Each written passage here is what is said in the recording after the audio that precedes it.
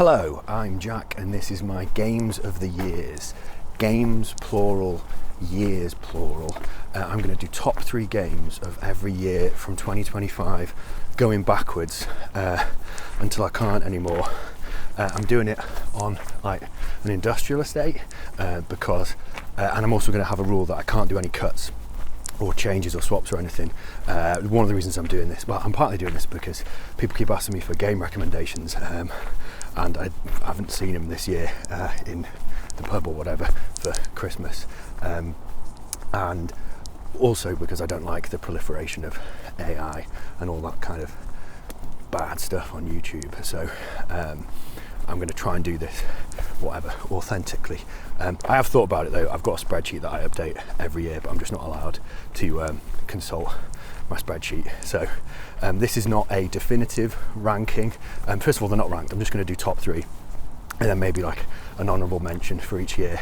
But I just consider them equal ranked of things I like. It's not definitive, it's not objective in any way.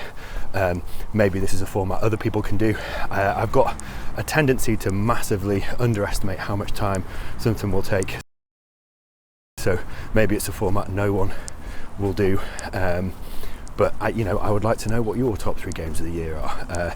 We shouldn't be defined completely by what we consumed because we are many things beyond just what we consume, but it is sort of a little bit who we are. That's not like just a capitalist thing, is it? You are, like you have favourite foods, I have favourite foods, you have favourite band, I have favourite band. At the minute, Blind Guardian, listen to loads of Blind Guardian. Not actually very good band. So 2025, I would say Absalom, absolutely fantastic game. Sorry mate, they looked like they were going to turn in here but then they didn't. So Absalom is a beat 'em up. It's a high, but it's also a bit of a roguelite, but don't hold that against it. It's kind of a hybrid of Streets of Rage 4 and Hades, in a good way. It's like the good elements of both of those games. It's got a really good kind of like mana regen system built into the combat, and crucially it has got a soundtrack by Mick Gordon, who is the guy who did Doom 2016, and then kind of, as far as I understand it, got a little bit shafted by the id people. There's a particular track called The Under King, which if you just want to get the vibe of how good the music is in this game, search that up and listen to it, and listen to like the flaming guitars, but also I think it's like some sort of medieval sounding trumpet, or a trumpet is made sound medieval.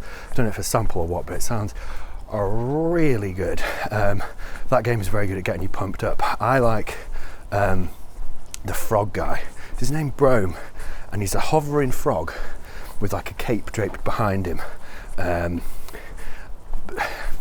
What more do you need to know? What more do you need to know? So yeah, Absalom number 1. Next one would be Sectory, which is like a spiritual successor to a classic game. Well, not a classic game, depends when you say that era is.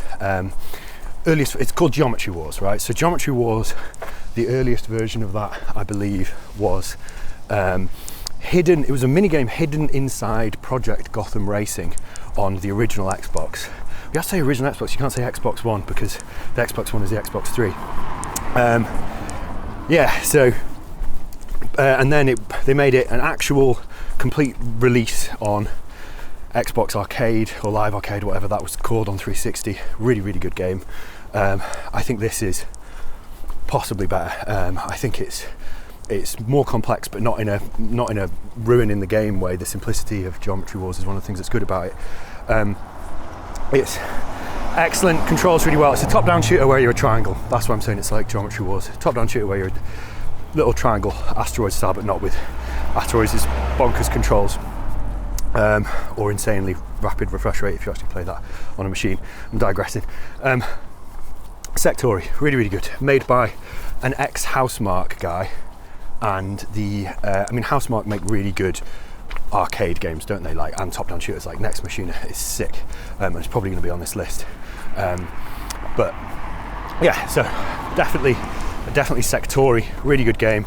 Makes you the campaign to ensure you've learned it, and then unlocks many other different modes. you're just a triangle, and then the stages kind of change around you. It's really, really good. What else did it remind me of? Oh my god, I can't remember the name of the game, but is it Cactus? Assault Android Cactus? And Assault Android Cactus has a couple of levels, not all the levels, but where the like room changes around you and rebuilds itself around you. And some of this reminded me of that. Anyway, it's very, very good. Number 3 would be Tokyo Extreme Racer. So Tokyo Extreme Racer by a company called Genki. It's been going for like 25 years, probably longer. And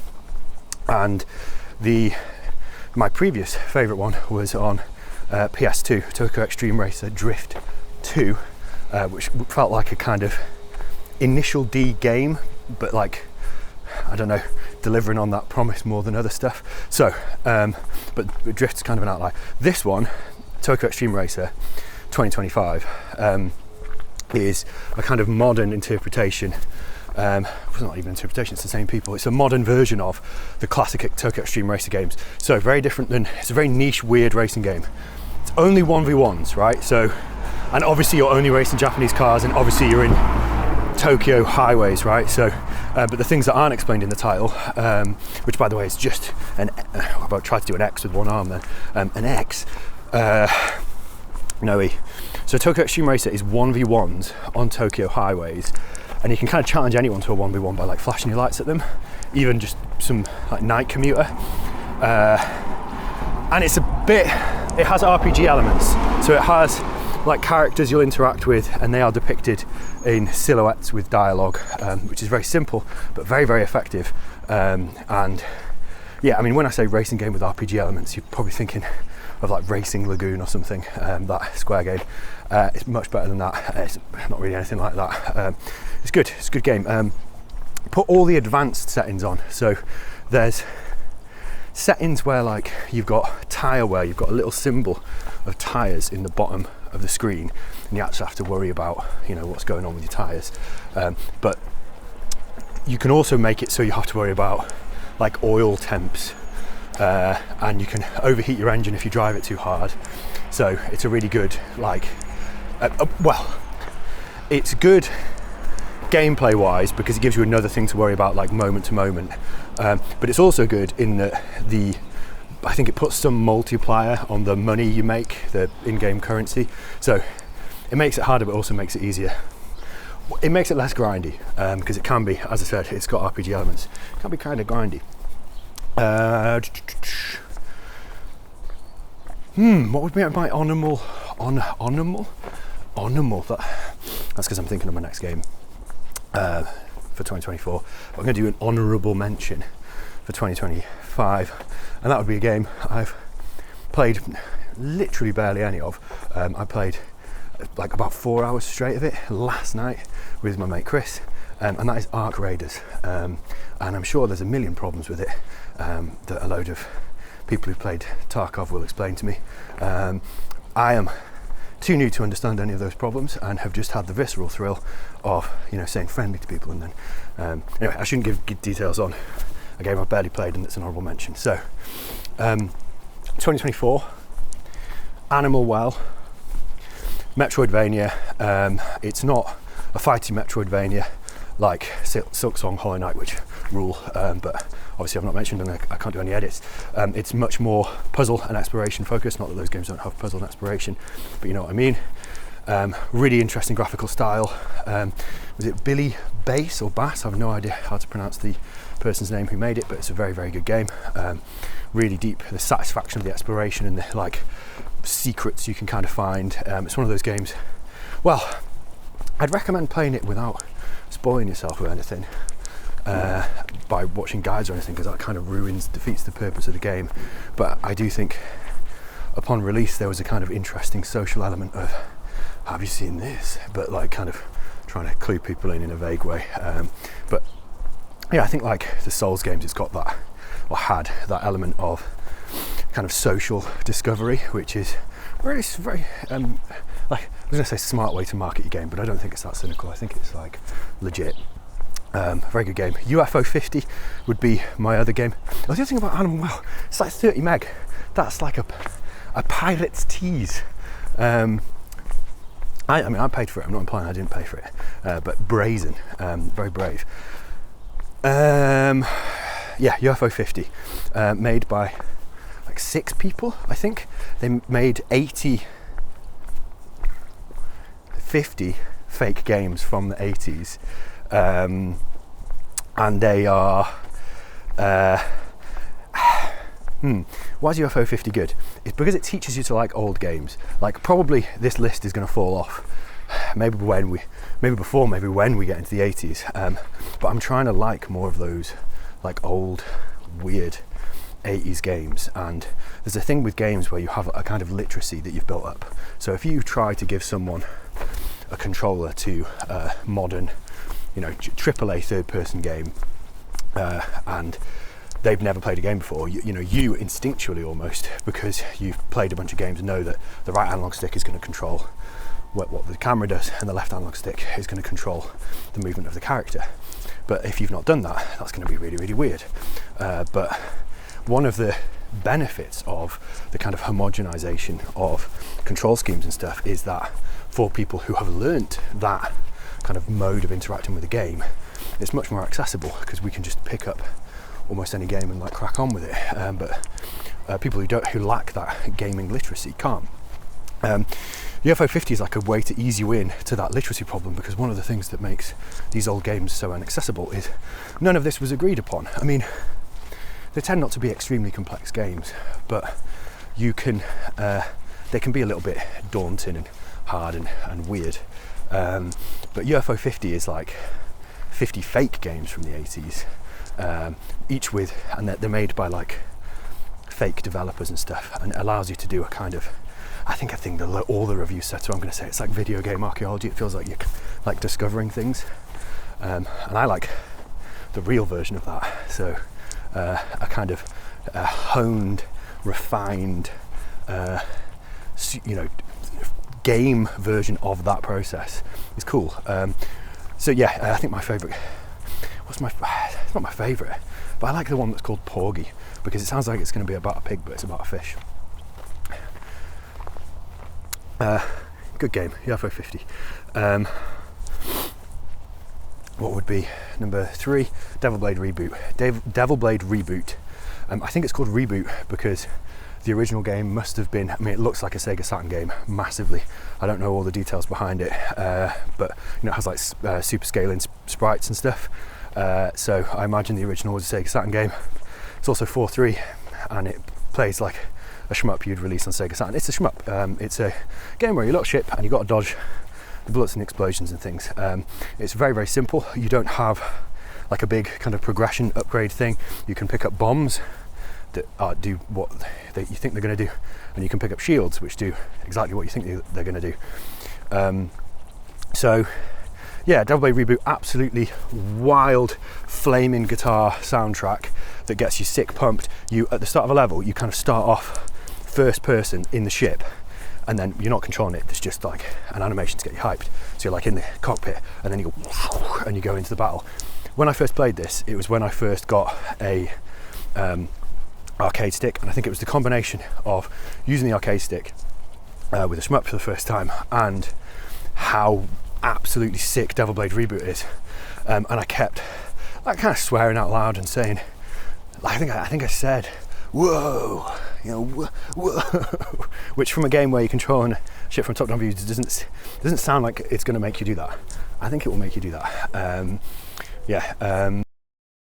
Sorry, someone called me that I could not ignore.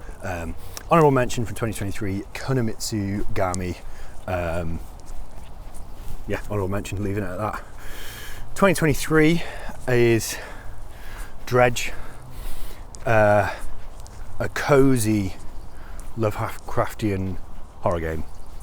So you're a little boat, it's a fishing game, and it has the mechanics you would expect. Like you go fishing, that's the loop, the gameplay loop, and then you upgrade your ship.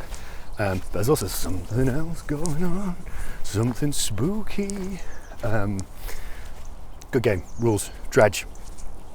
Won't say anything more about it, very good game. Simple, but very, very well made.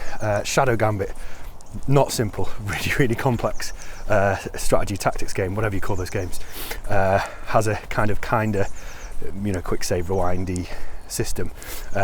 Desperados 3, I think it's the same people who made Desperados 3, but you are pirates, and every level's like a really complex kind of heist you've got to work out. I think that studio, Mimi, were they called, got shut down. So I was going to say, go and buy this game to support them, but they probably don't work there anymore. They've probably got their own new... Find out what new game they've made and get that. Shadow Gambit, The Cursed Crew. Just really good tactics game. Like if you like the idea of we are a group of pirates and are solving the problem of how to heist things, and that appeals to you. If that doesn't appeal to you, it is quite difficult. If I'm not the best at those games, but I did quite enjoy it. My other game of 2023 would be embarrassing, very, very embarrassing. Diablo 4. I say Diablo 4 because I think I just have to admit that I've put like 200 hours into it. I got got by Blizzard, and I know Blizzard have like psychologists who calculate the exact way like drops should fall and at what rate and how the kind of pachinko gambling machine should work to give you the exact right dopamine hit. But they're very good at it, and it works. And I know, don't come at me with Path of Exile's better. I know that. But I'm like a little rat, right? It's simple. I don't have to be scared of the very complex skill tree. It's simple. Like I am unfortunately the person with less free time, elder millennial who is like sniper targeted by the Diablo machine, and it got me. It absolutely sniped me. I really got addicted to that game.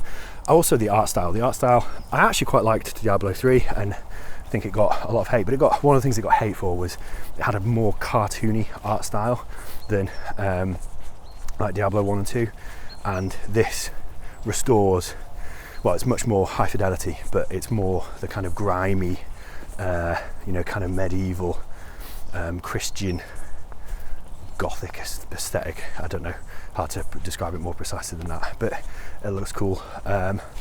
Also has, what's that guy? Ralph Fiennes, is that his name? What is his name? The guy with the really deep voice. He plays a character in it, and I just saw a massive rat, which is my cue to not talk about Diablo anymore. It's very good. I mean, why am I not putting Baldur's Gate 3 here? Well, right, can I, okay, personal challenge. Can I defend Diablo 4 against Baldur's Gate 3? Baldur's Gate 3, intellectual exercise, not necessarily serious. I would say Baldur's Gate 3 is a video game version, a video game simulation of tabletop role-playing, right?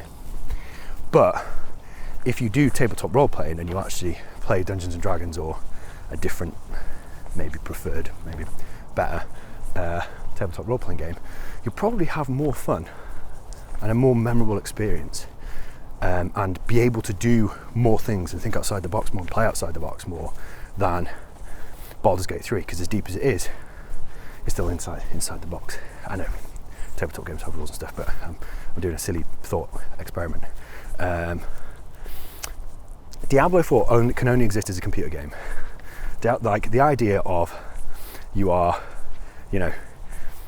the tactile feel of, clicking around the screen, or I actually play on controller, which they vastly improved for this game.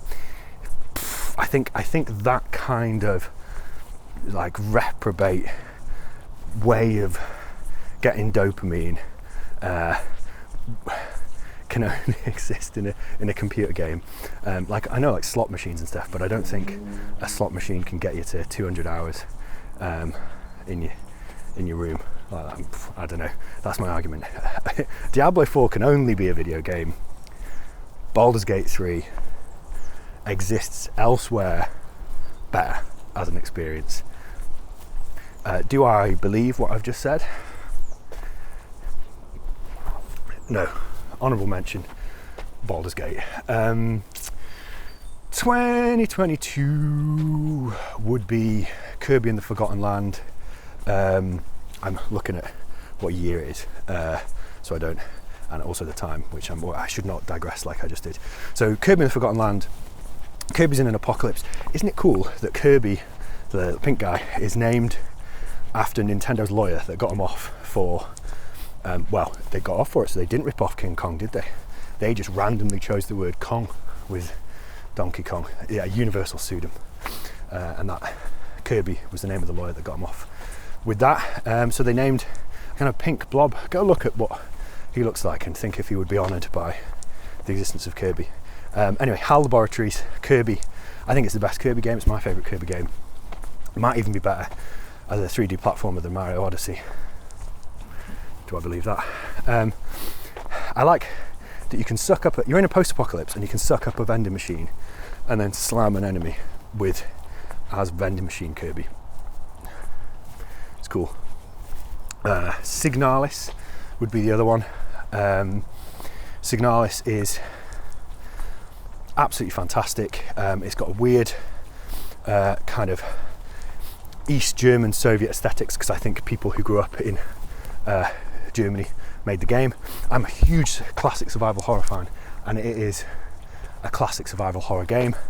It is but modernised, you know, fixed cameras and inventory management, resource management, exploring, like finding out what's going on, being a little bit scared, but it does it in a new, interesting way. Really cool, like UI, really cool music, really cool atmosphere, good story. It's like Neon Genesis colon Biohazard. I don't know. Good game. It's more towards Resident Evil than Silent Hill, if that matters to you, but also not really like any Resident Evil game specifically. Elden Ring is absolutely incredible. I think you know, you can list its problems. You can say, oh, it's Breath of the Dark Souls. It's all the problems that you have with Breath of the Wild transposed into a FromSoft game. Like, there's just big gaps of not much going on between the good stuff, which is what we're calling now the legacy dungeons. Like, yeah, that's true. There's some copy pasting of generic dungeons going on, but the actual legacy dungeons themselves have that amazing kind of FromSoft Miyazaki vertical level design. Some of them, I mean, the stuff under Leyndell, when I was first playing through that, the thrill of, again, the social aspect I discussed earlier, of like finding something in Elden Ring and then going to your friends and going, have you seen this? Or let me take you to this and show you it. Absolutely mind-blowing. Of course, you only kind of feel that on the first playthrough, but I think that matters, and I think that sensation is something that's really precious in games. And it also has the classic FromSoft problems or Souls game problems, where the back end, like the back third, is not so good as the first 2/3. But come on, the first 2/3 are so good that, you know, you can't really argue with it.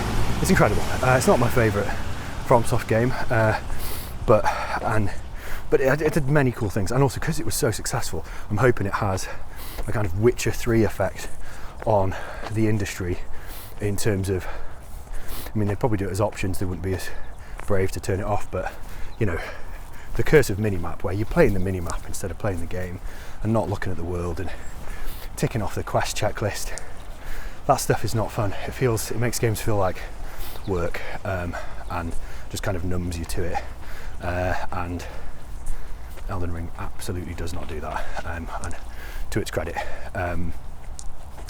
Honourable, all right, lad. Honourable mention would be Horizon Forbidden West.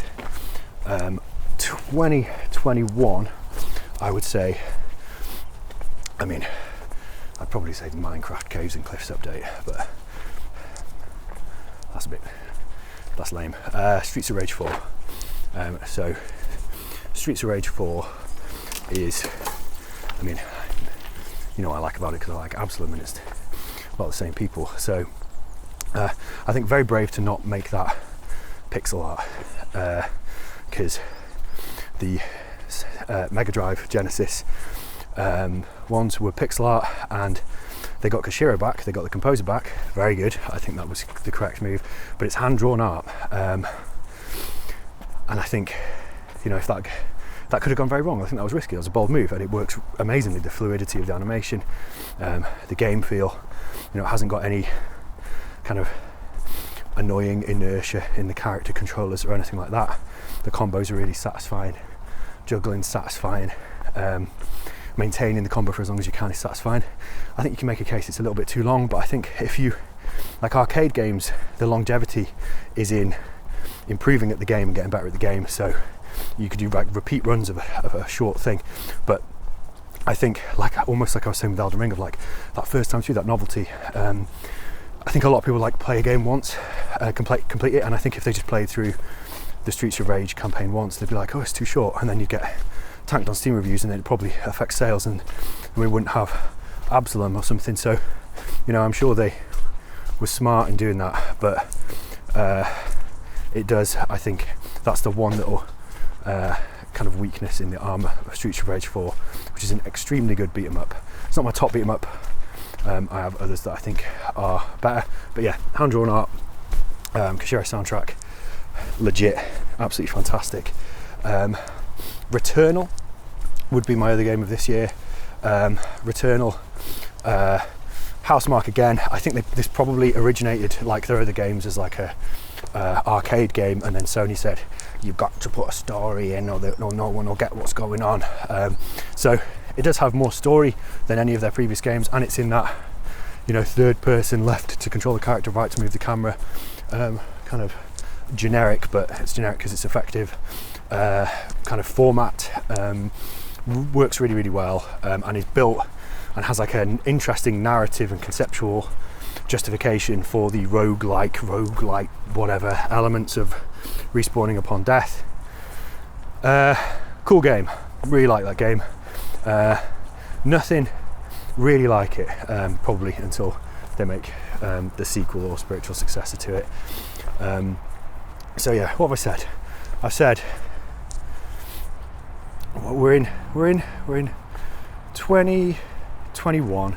I've said Minecraft Caves and Cliffs, which I've denied myself, Streets of Rage 4, Returnal, Inscription, which is a good one because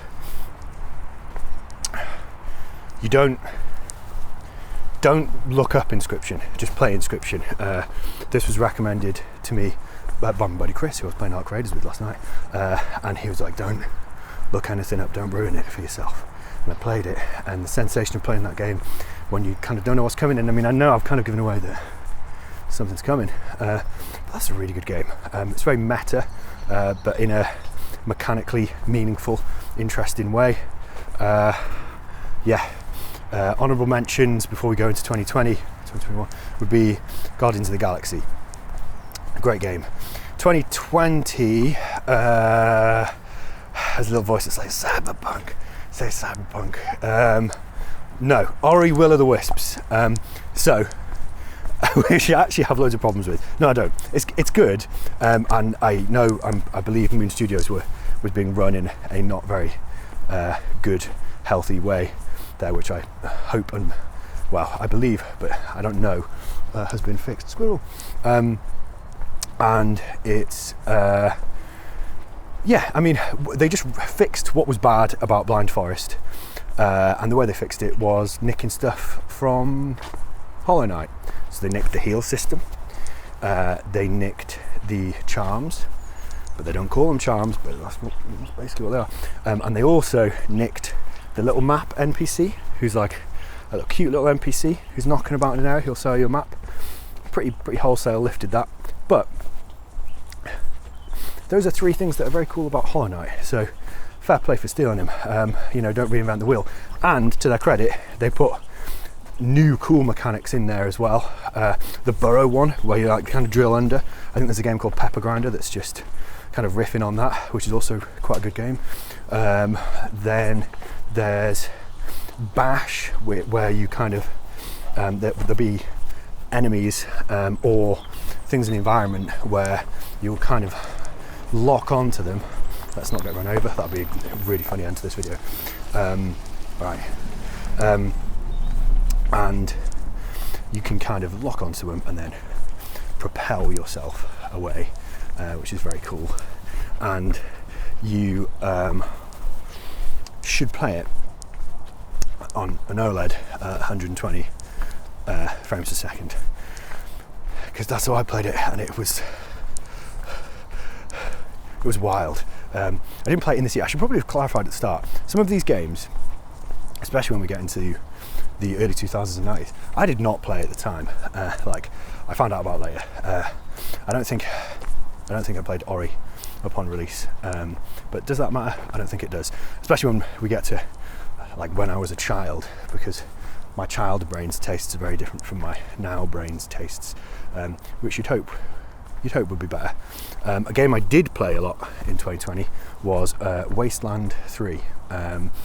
Really good game, kind of XCOM meets Fallout. I've gone back and tried to play Wasteland 1 and 2, and they're not for me. This one, you don't need to have played the previous two to enjoy Wasteland 3. Stands alone. Post-apocalyptic Colorado. Really good RPG mechanics in terms of how the characters and factions and your actions interrelate and impact the different systems. Very fun game. Really liked it. I've done multiple playthroughs of it, which you don't always want to do with a, I don't think it's an especially long RPG, but you don't always want to do that with an RPG and kind of go straight back in and re-roll. I did, my second time through, I did permadeath, so that if one of your characters dies in a fight, they stay dead, and the stakes that brings in to the moment to moment are really good, and I wish I'd done that the first time through, because I think that would have been an even better experience. You don't normally, it's not permadeath like you wipe out and your save gets deleted. It's just individual, I mean, all your characters could die and that would be bad. But it's like a gentle permadeath. It's a permadeath that would be valid and absolutely doable to play, like first time through.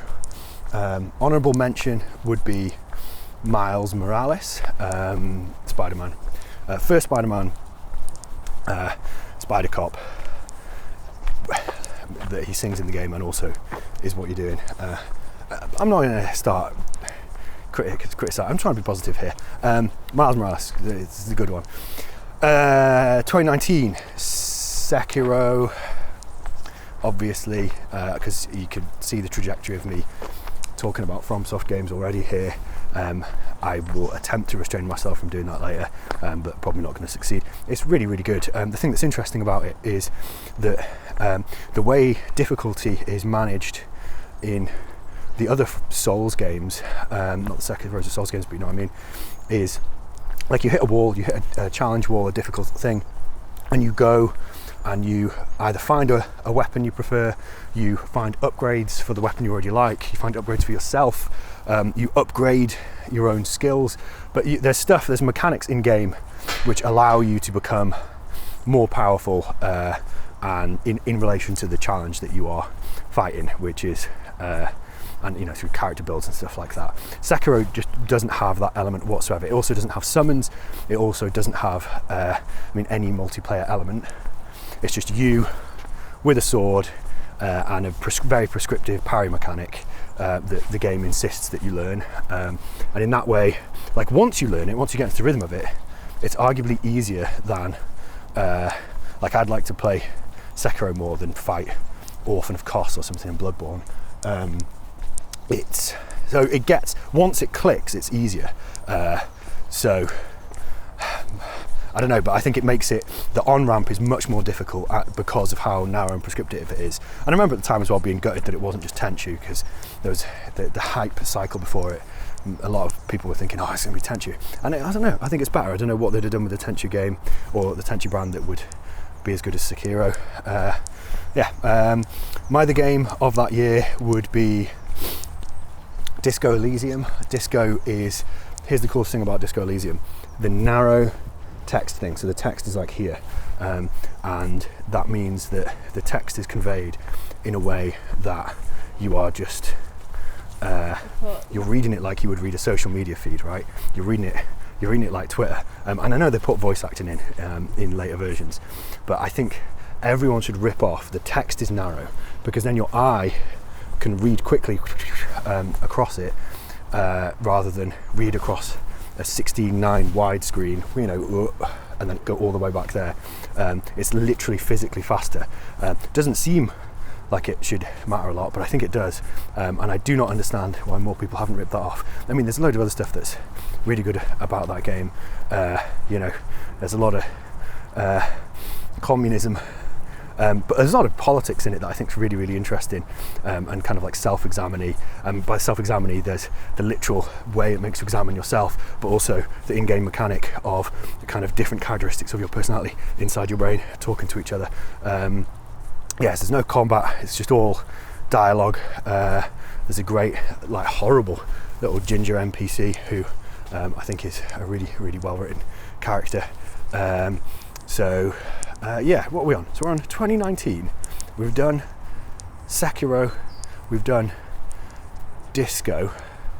I know what my honourable mention would be, but what I don't want to do my honourable mention. 2019. Resident Evil 2 goes in honourable mention. Baba Is You, which is a puzzle game called Baba Is You, and the way the puzzles function is in the title of the game. So the text, like Baba Is You, like it could become Baba Is Rock. And how the hell do you explain Baba Is You? I should have just said Resident Evil 2.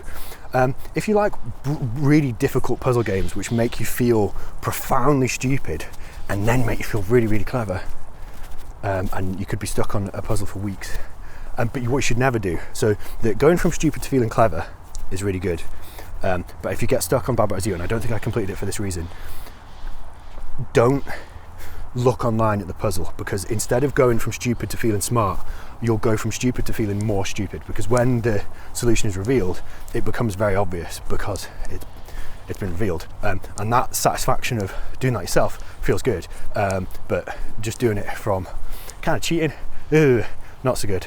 RE2 remake, honourable mention. 2018, let's be really basic and obvious, Red Dead Redemption 2. What a game. I bounced off, will we ever stop saying that? I bounced off Red Dead Redemption 2 multiple times because I just couldn't get through the tutorial, and I was like, what is this? It's overrated. And it felt like the control scheme absolutely hated me, and was designed by someone who hates me. But I later realised it was designed by someone who loves me. And it is not GTA 5 with cowboys. It is its own thing. It's much slower, much more thoughtful. It's like all the cowboy stuff. I like Open Range. Have you seen that? Kevin Costner, Open Range, really good film. With Robert Duvall, who is also in Lonesome Dove, which is a book and like a TV the TV adaptation with Robert Duvall and Tommy Lee Jones is the one to watch of them, and The Quick and the Dead by Sam Raimi. It feels like all of this is inside Red Dead Redemption 2, but you're playing it and you're in control of it, and it can make you, there's all this, there's like millions of lines of NPC dialogue at the camp that you might miss or might encounter, and the way the game, it's just loads of tricks, and it's very manipulative, and that's not in a Diablo 4 way, but in a kind of writer making you feel certain things way, and game designer making you feel things in a certain way. But it's just so effective at doing it, and it's beautiful, and the music's good, and all of the performances in it are fantastic. I remember on release we were all annoyed that we weren't John Marston, and had to play as Arthur Morgan, like, who's this Arthur Morgan guy? And then, Arthur Morgan absolutely rules. Great game, really good game. I felt there's a weird thing with AAA games where people say, like, oh, the thing with AAA games is they're trying to be more Hollywood, like they just want a film made of them, why don't they just make a film? And I do think there's things that these AAA games, there's ways they make you feel that only a game can make you feel. So what does Red Dead Redemption 2 do in that sense? I would say, well, my horse died at one point, and it was my fault. I would regard it as a moment of gamer negligence. Fell in a waterfall. I was like looking, it was a whole thing. And I felt really gutted by it. And I think, like, obviously I can imagine myself watching a film or a TV show and feeling gutted when a horse dies. But that was my horse, and that was my fault. I don't know, I think that's cool. I think that's a very video game thing. Yeah, Red Dead 2. Vermintide 2. 1 still, had a little jank to it. 2 is very, very refined. I know it's been succeeded by Darktide. I prefer the Warhammer Fantasy setting. You're fighting, so it's Warhammer. It's Left 4 Dead Warhammer. So you are a team of 4 chosen from a roster of 5 characters, which have different subclasses within them, and you need to work together and to fight hordes of rats and some other stuff. But the rats are like the main guys, and just so many rats. It does the onboarding thing. You have to do some like progression leveling up stuff, which is designed to kind of teach you the game, but I actually think gets you into some possibly bad habits. But Vermintide 2, what I'll say is the best, hands down, the best melee combat. Probably, can I go that way? The best melee combat, first person melee combat ever.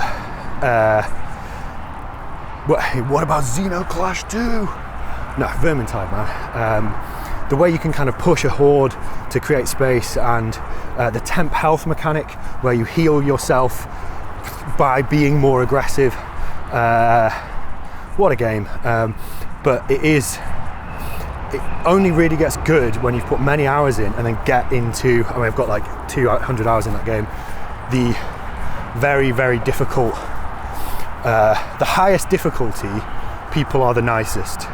The lower difficulty will have people not being so good, and you do, from the mid to the high difficulty, you do need humans rather than bots.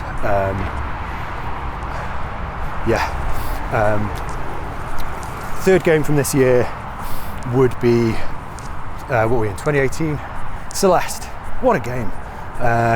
Great platformer. Amazing control feel, like the way the jump feels, the way it feels to you slide down a wall, the way it feels to dash. The dash mechanic, which is just has such like clarity and simplicity, but so much depth to it, where like you have a dash, but it's a one-time deal unless your feet hit the floor, or Madeline's feet hit the floor. You get a re-up, or you get like a little diamond pickup. Hello. And then I would say honourable mention. What would my honourable mention be for 2018? Hitman 2. Yeah. 2017, I would say Fight and Rage. Even better beat 'em up than Streets of Rage 4, even though it came out years before it and was made by, I think, one person. Can you see what they did? Fight from Final Fight, and Rage from Streets of Rage, and then they combined them. But it's its own thing. Like, it has a synthesis of stuff from those two games. But the way you kind of choose your route in the game, the pixel art animation does the same thing. And this is the thing, do you know what? I'll say this about both of them.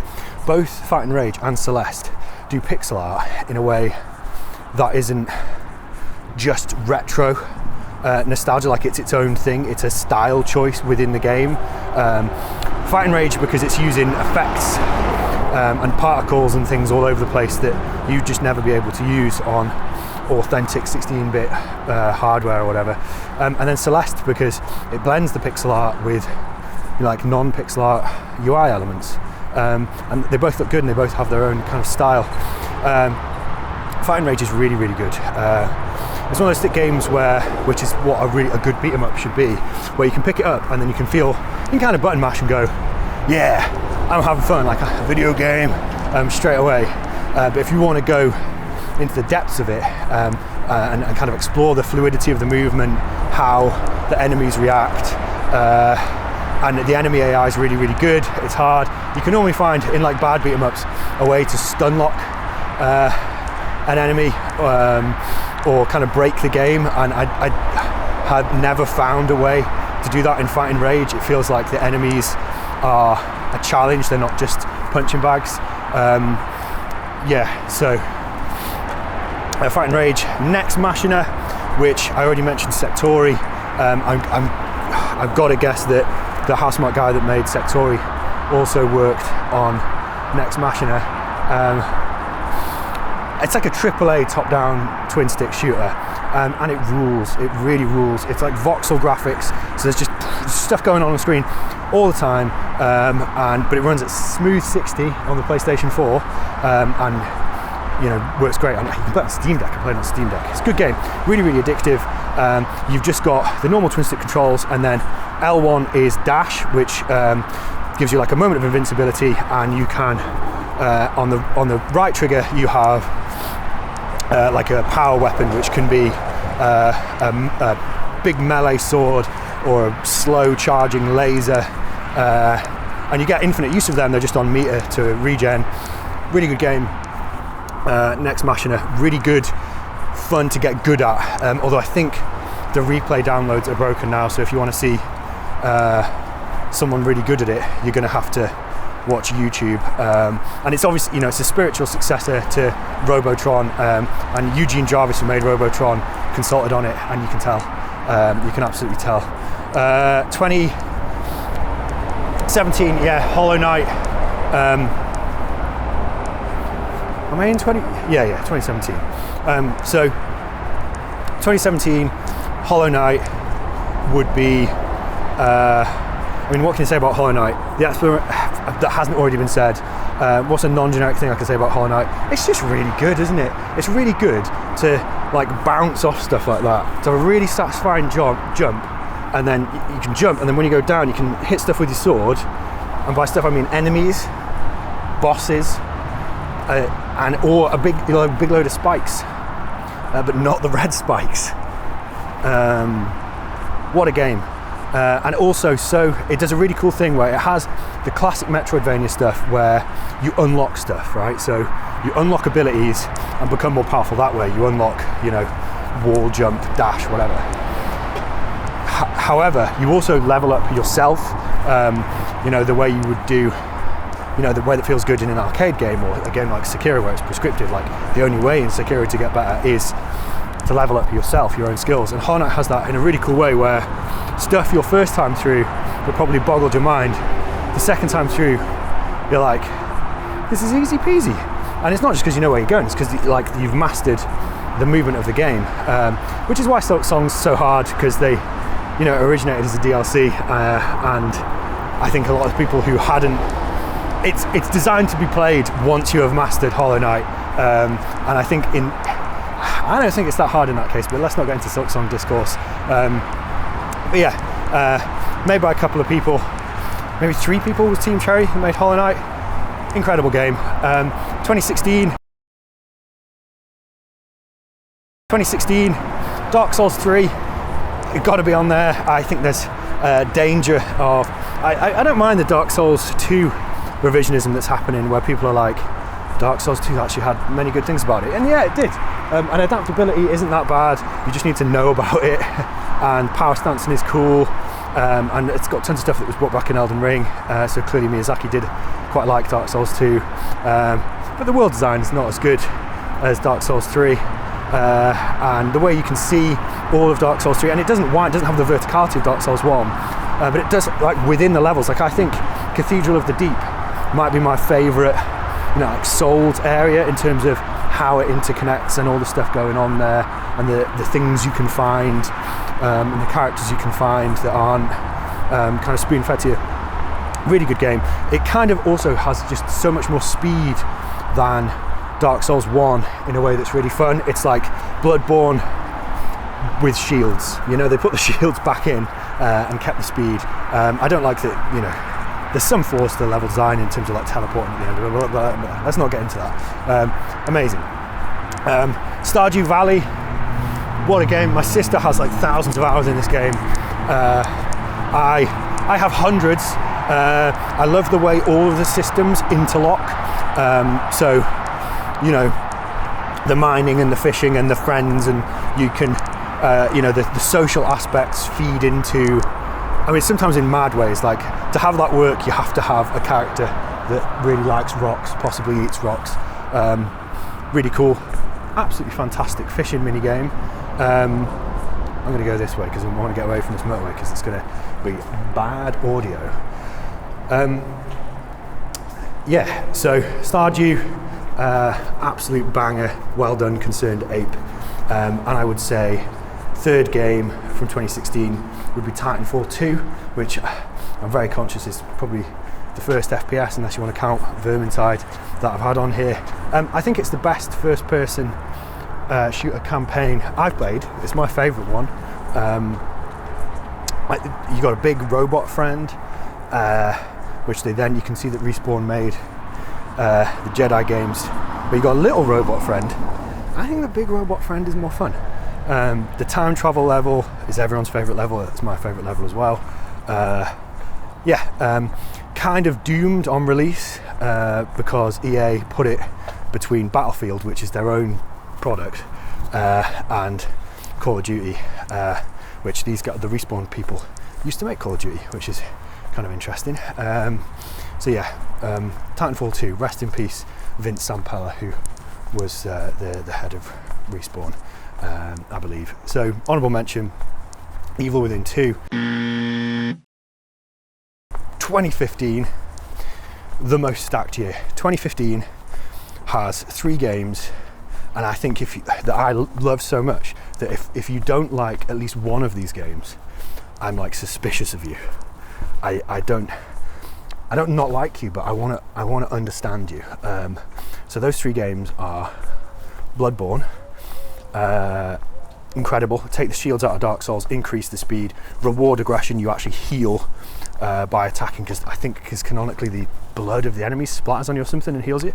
There's some in-game lore explanation for that will be multiple hours long somewhere. And also the aesthetic, like I think, you know, versus the kind of fantasy Elden Ring, Dark Soulsy type. There's something about Bloodborne, that kind of Victorian, Lovecraftian stuff that is just so good.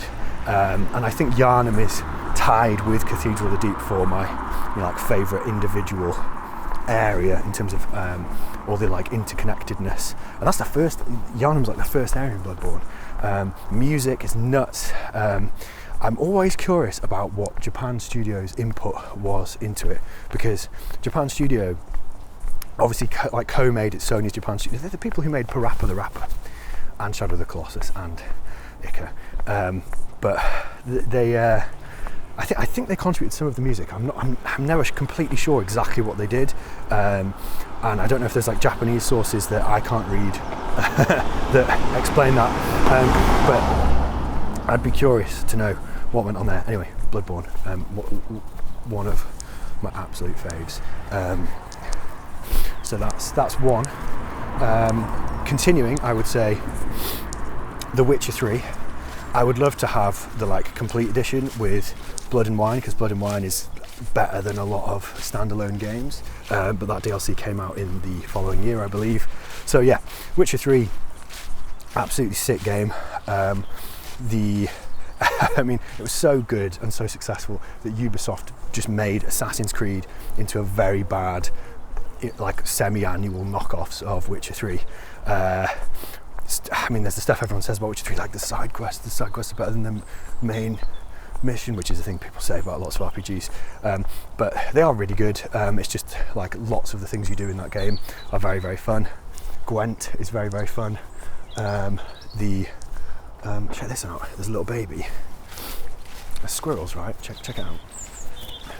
So we've got squirrels, and we've got a little creepy baby, which I can't because I'm filming on front camera. I don't know how can that. Yeah, look at that creepy baby.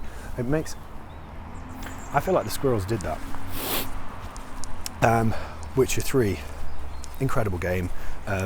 Graphics when it came out were legit, and it's a big RPG, and it doesn't have tons of loading screens like between every single thing you do. It has a big loading screen when you turn the game on, well, when you go into it. But other than that, the bloody Baron quest line, Velen, just how depressing Velen is, which I think is my favourite area of the game. It's just horrible, and like the problem with Witcher is that the combat, the default difficulty setting should be one setting up, because it isn't actually that difficult. But the problem with how it's tuned on whatever default normal is you ignore all of the role-playing elements of the game. You ignore all of the kind of combat stuff, because you just there was a guy. This is why I'm doing this, because I don't have to worry about lighting. I'm not allowed to look at my computer, but that was quite a menacing gentleman. Yeah, I'm moving on. Witcher 3, very, very good. Very, very quickly, to roleplay as Geralt, who is a Witcher, who has to like study what he's doing and is threatened and can't just eat bread to instantly heal in combat. You got to tick the combat. It doesn't fix the combat, but it makes it a lot better. It makes it fit with the role-playing elements of the game. And my third choice would be Yakuza 0, which is a really good way into that series. If you've never played one of them, that's the one to play. It's kind of designed as an on-ramp. It's a prequel to the first game, so you don't need tons of context. It rules. It's a RPG in the 1980s. It's kind of got beat-em-up elements. It's the second best 3D beat-em-up on my list. It is.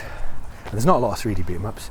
The modern ones have moved to turn-based, but I prefer the beat-em-up style. And it also has Outrun and Space Harrier inside it, because there's like arcades you can visit and go and play stuff. It's just very cool. Honourable mention would be XCOM 2.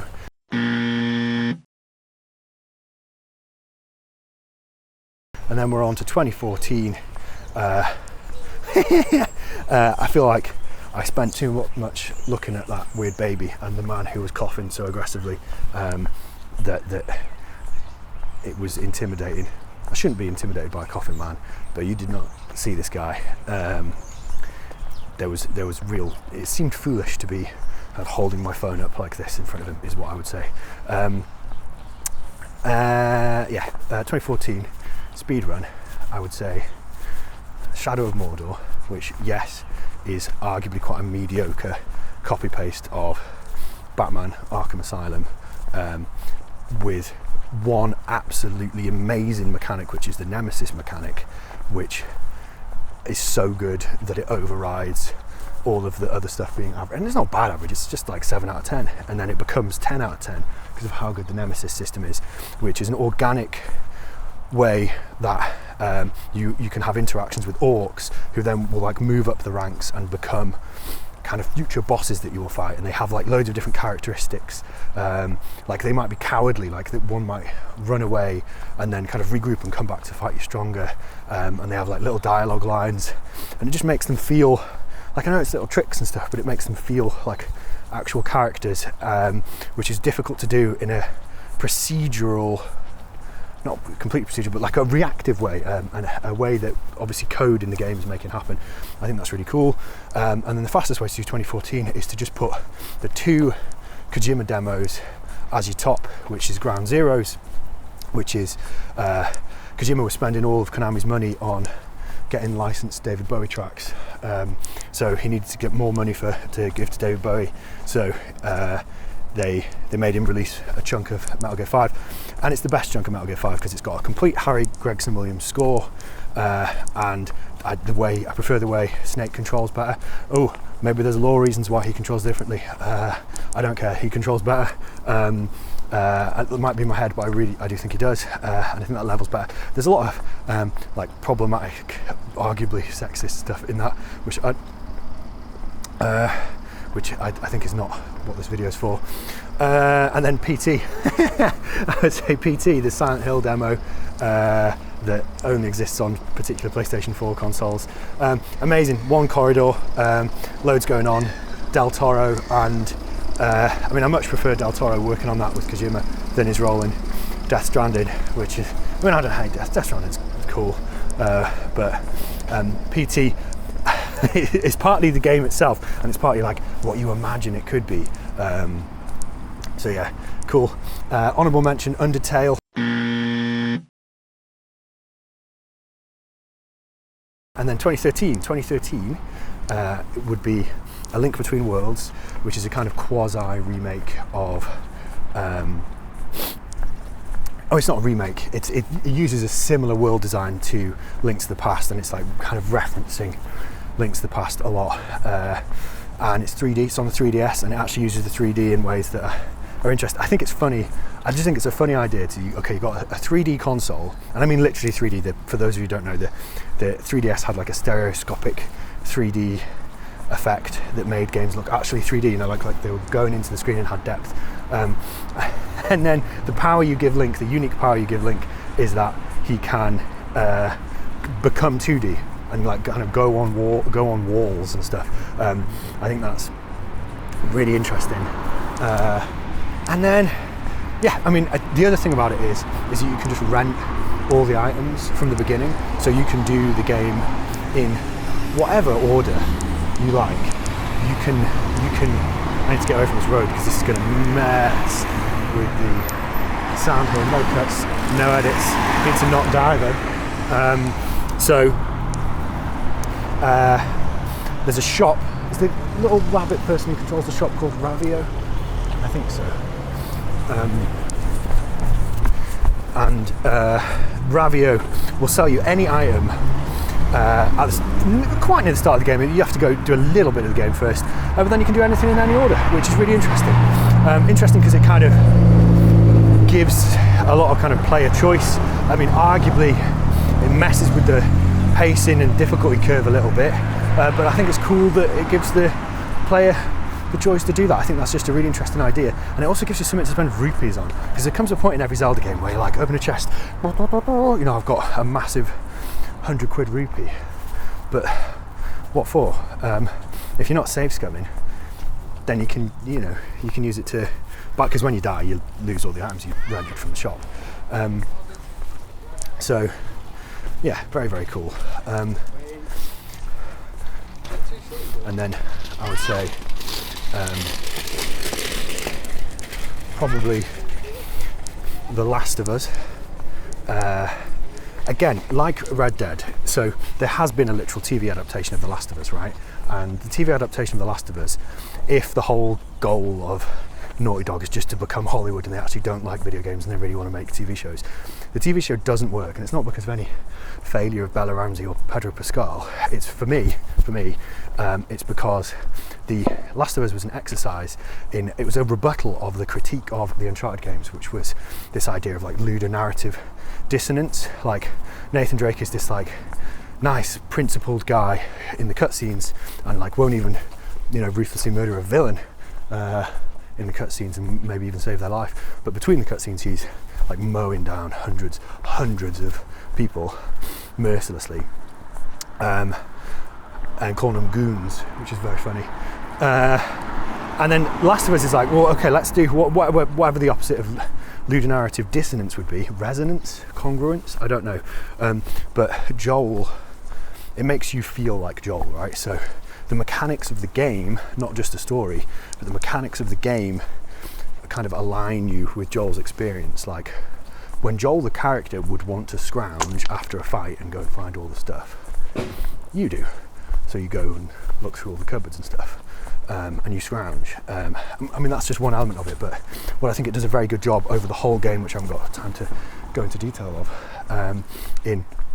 is brings that kind of congruence and alignment between you and Joel. So when the thing happens at the end, you have absolute alignment with Joel, and without getting into the weeds of like, there's like audio recordings that justify what Joel did when he killed all those people. But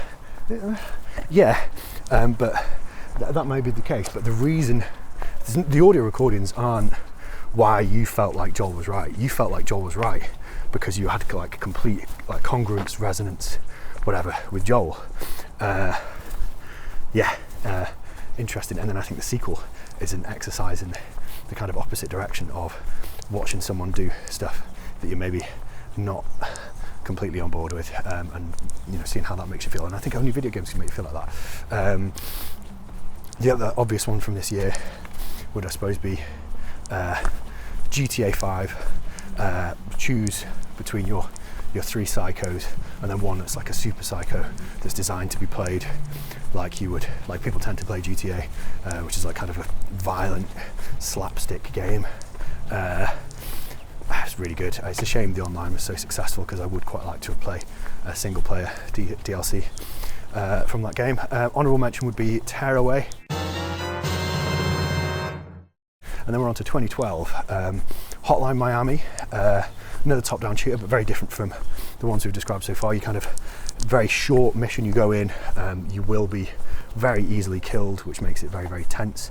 And there's also like pumping dance music, techno type stuff that hypes you up, and very, very bloody violence. I mean, it's top-down 2D violence, but it's still, they really do a good job of making you feel a little bit horrible about what you're doing. And then there's like little phone calls you have as well, which, and I think it's really interesting about making something using video game juice, as developers to describe it. It feels amazing to be killing all these people so effectively, and with such kind of tension and challenge, but then it also feels very bad, and I think that's cool, and it's a shame the second game wasn't as good. Journey, very different vibe from Hotline, much more chilled. I believe the soundtrack was Grammy nominated and should have won, but just incredible.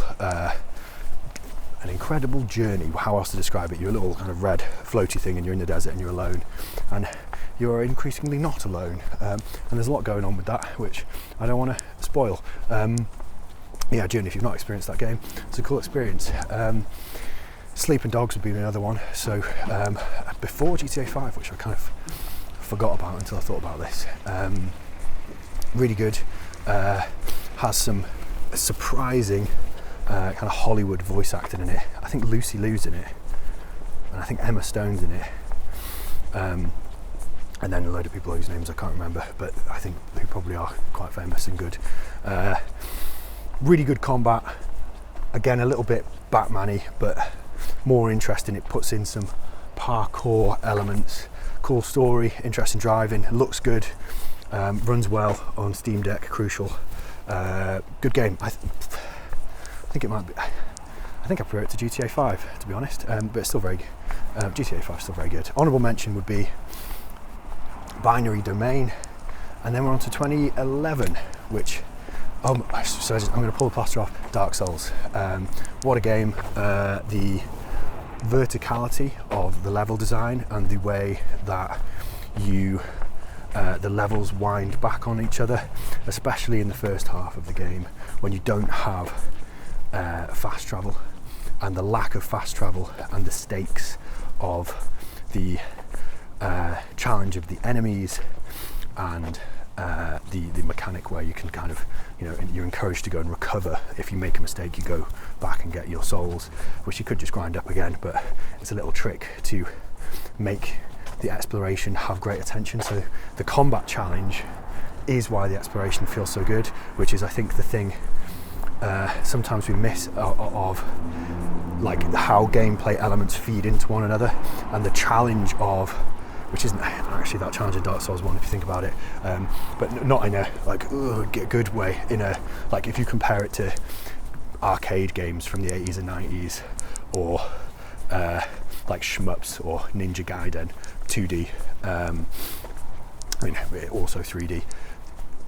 It's not that hard, but it is quite hard, but that challenge makes the exploration feel like it's got stakes, and makes you like a little bit worried, and makes you really satisfied when you find a shortcut, because it makes you feel more safe. And the dynamic of that, again, is, I think, a very unique thing to video games, which is super cool. And it's just Demon Souls combat with an interconnected level. It works really well, and it is mad that it came out in the same year as Skyrim, which I would also put on my top 3 because it is really good. And I think it is just, even without mods, there's something about Skyrim that, I mean, it's obviously very successful, but people, me included, that like you just go back to it. You don't necessarily complete it every time, but there's a certain draw to messing about in Skyrim that I don't think that many other games have, and I think it's cool. Obviously, it's very mediocre. The combat, I mean, if you compare the combat in Skyrim to Vermintide 2, wow, it reveals how very, very poor it is. And yeah, I mean, let's not get into problems. Skyrim's cool, and it also, of course, it is a platform for many, many very, very interesting and cool mods. How interesting it came out in the same year as Skyrim. Bizarre. Third game of this year would be Super Mario Land 3D, which uses the 3D on the 3DS. Even more, I'm like the one person who likes the 3D on the 3DS. Somehow I can play it without getting a headache. And just the way the platforming, because you can see the depth, you can read depth with the 3D, and they clearly built it a little bit with that in mind, which I think is why it's never been ported to anything. Super Mario 3D Land on the 3DS. I think it's my favourite Mario game, and I really like the depth, and sometimes when you're on stuff and it's going down into the screen. Very cool game. 2011, I mean, the honourable mention, because I'm not going to get an official slot, is going to be Minecraft. And then we're on to 2010. So 2010, Mass Effect 2. Mass Effect 2, I'm a huge FemShep fan, voiced by Jennifer Hale, who also did Naomi in Metal Gear, and Samus. I think her delivery of it, the exact same lines as male Shep. Fantastic game. There was a kind of drought in this period where there wasn't that much like space sci-fi. Star Trek was basically done and in a ditch. I mean, there was the films, but come on. Then I think SG-1 had maybe finished, Battlestar Galactica had finished, and now I think sci-fi is very much back well into the streaming era. But there was, and Mass Effect scratched that itch. It kind of felt like a Star Trek game, and in many ways that isn't what it is. But I think that is certainly part of what it is. And also, you can fall in love with a big bug man. Incredible, 10 out of 10 game.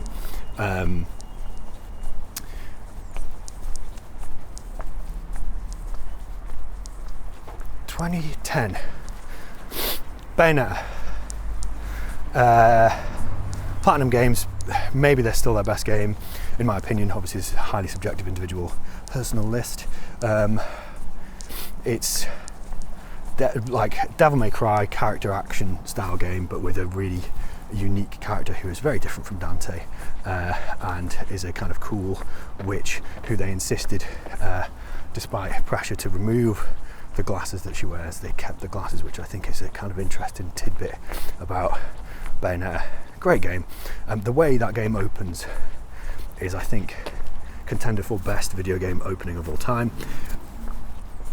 And so we'll go from RPG to character action, back to RPG. Fallout New Vegas, launched in an absolute state, so it's funny to put it in this year, but upsides, it only takes like a day of mods to fix it on PC now. The answer to the question, what if Fallout 3 was good, is what New Vegas is. The biggest case in point is like the start.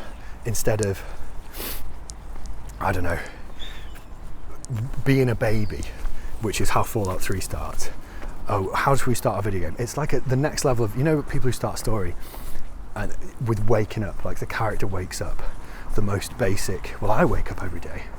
So that's how my story should start. Someone wakes up, and then it's like the next step of that. What's the waking up of life? It's being a baby, being Liam Neeson's baby. And then in New Vegas, you start and you've been murdered, which is the opposite of being a baby. Great game. Banger. Honourable mention, Super Meat Boy. And then we're on to 2009. Demon's Souls. I think Demon's Souls it doesn't have the interconnected levels of Dark Souls. What it does have is atmosphere that I think is very difficult to capture. I would say areas of Demon's Souls have a vibe and a feeling that I can't quite describe, that only video games have made me feel. And I would say the games that have made me feel that are Demon's Souls in 2009, Tomb Raider and Ico, which is possibly too spoilers for the rest of the list, but Demon's Souls has that. It has that thing. Don't play the dreadful Blue Point remaster. It's worse, and it also breaks the movement, but it doesn't have that thing I just described, which is what I think is the most interesting about Demon's Souls. Doesn't have it. Very different game. Uncharted 2. Uncharted 2 is like the blockbuster video game. That train sequence and then into the calm of Nepal it's like the best Indiana Jones game ever. That includes the one that came out, the actual official Indiana Jones game that came out recently. Love that game.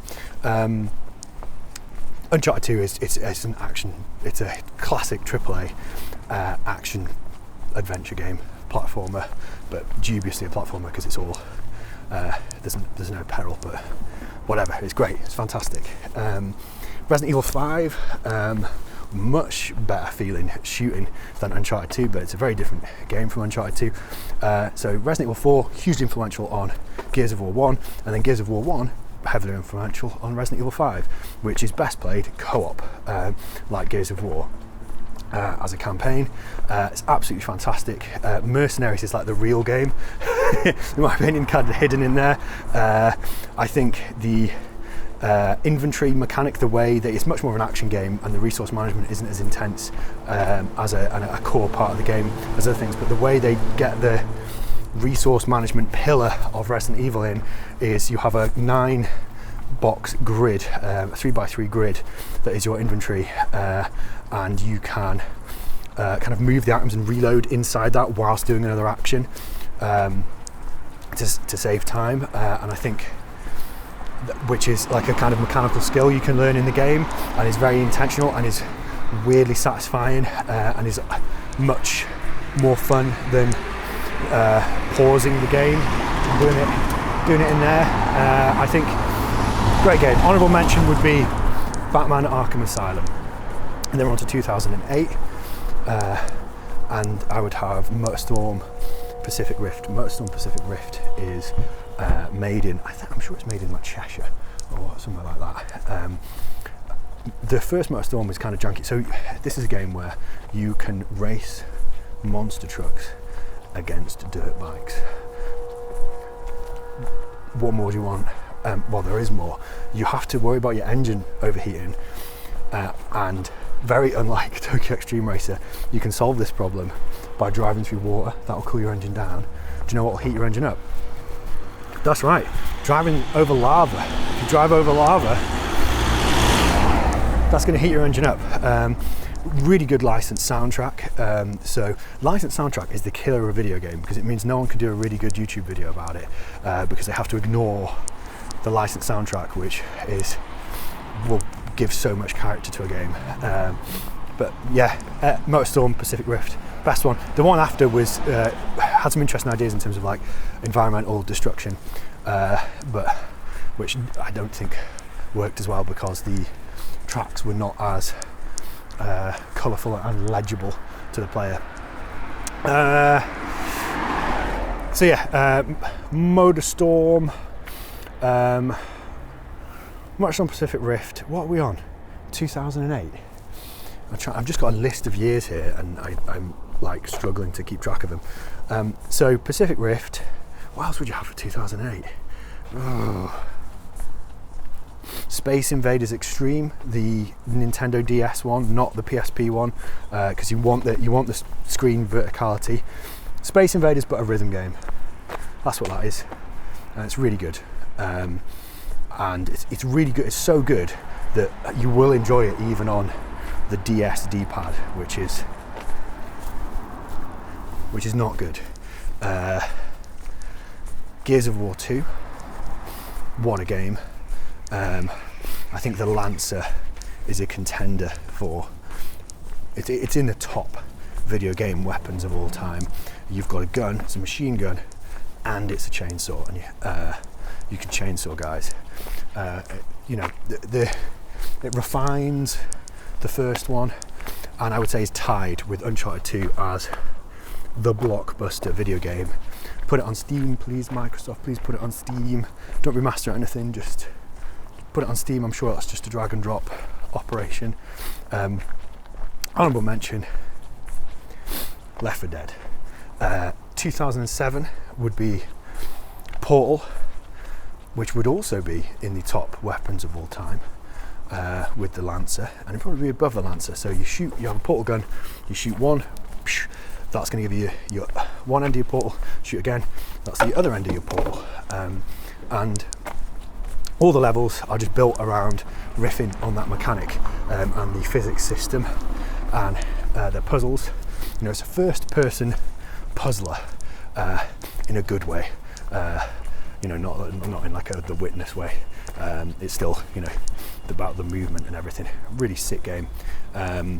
Pac-Man Championship Edition, which is made by the original creator of Pac-Man, and he came back and he made his already really good game better. You can do stuff like push. Say you're going sideways and there's a wall above you, you can push the direction of that wall, and then when you turn vertically in the direction you're pushing, you'll get a little speed boost, and like little sparks come off Pac-Man when he's kind of grind along the wall. Extremely cool, and incredible music. Also has like a mechanic, which I think is it called a train mechanic? It is in my head.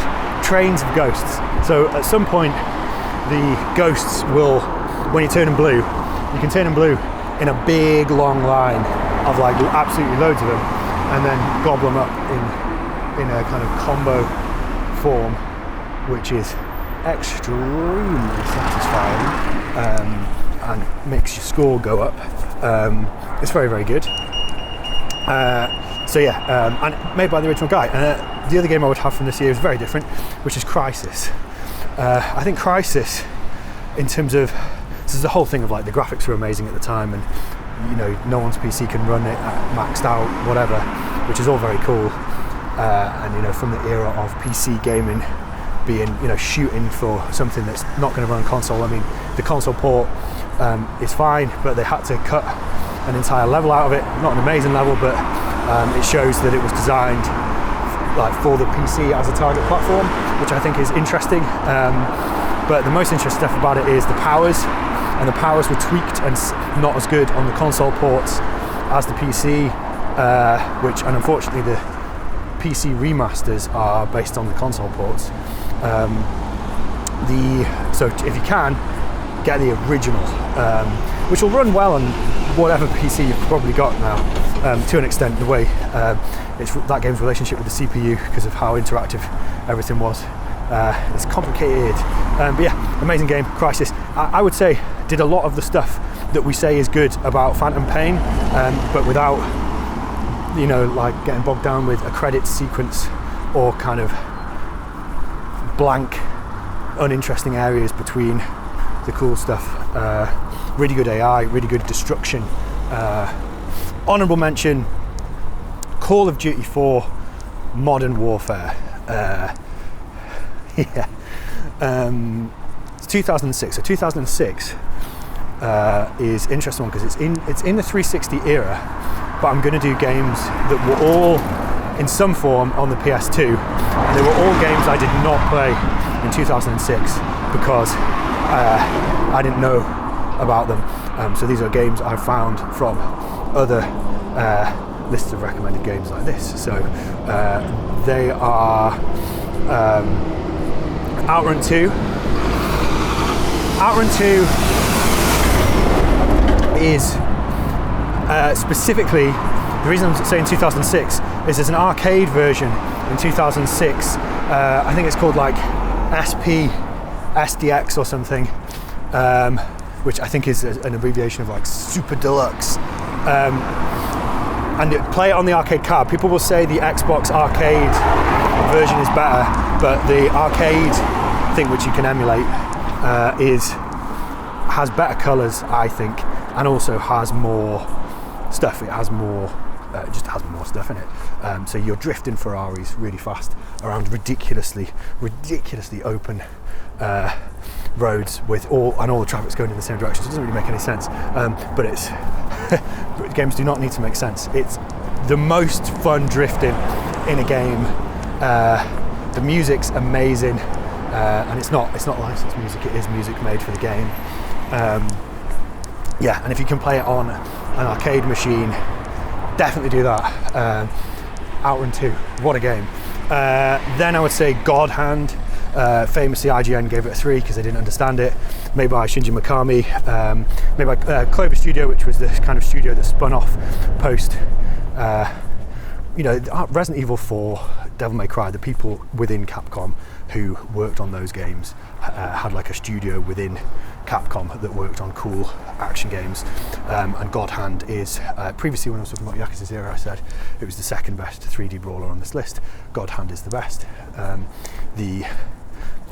It could be even better if it was like properly widescreen, so you could see what was coming from the sides a little bit more, increase your peripherals.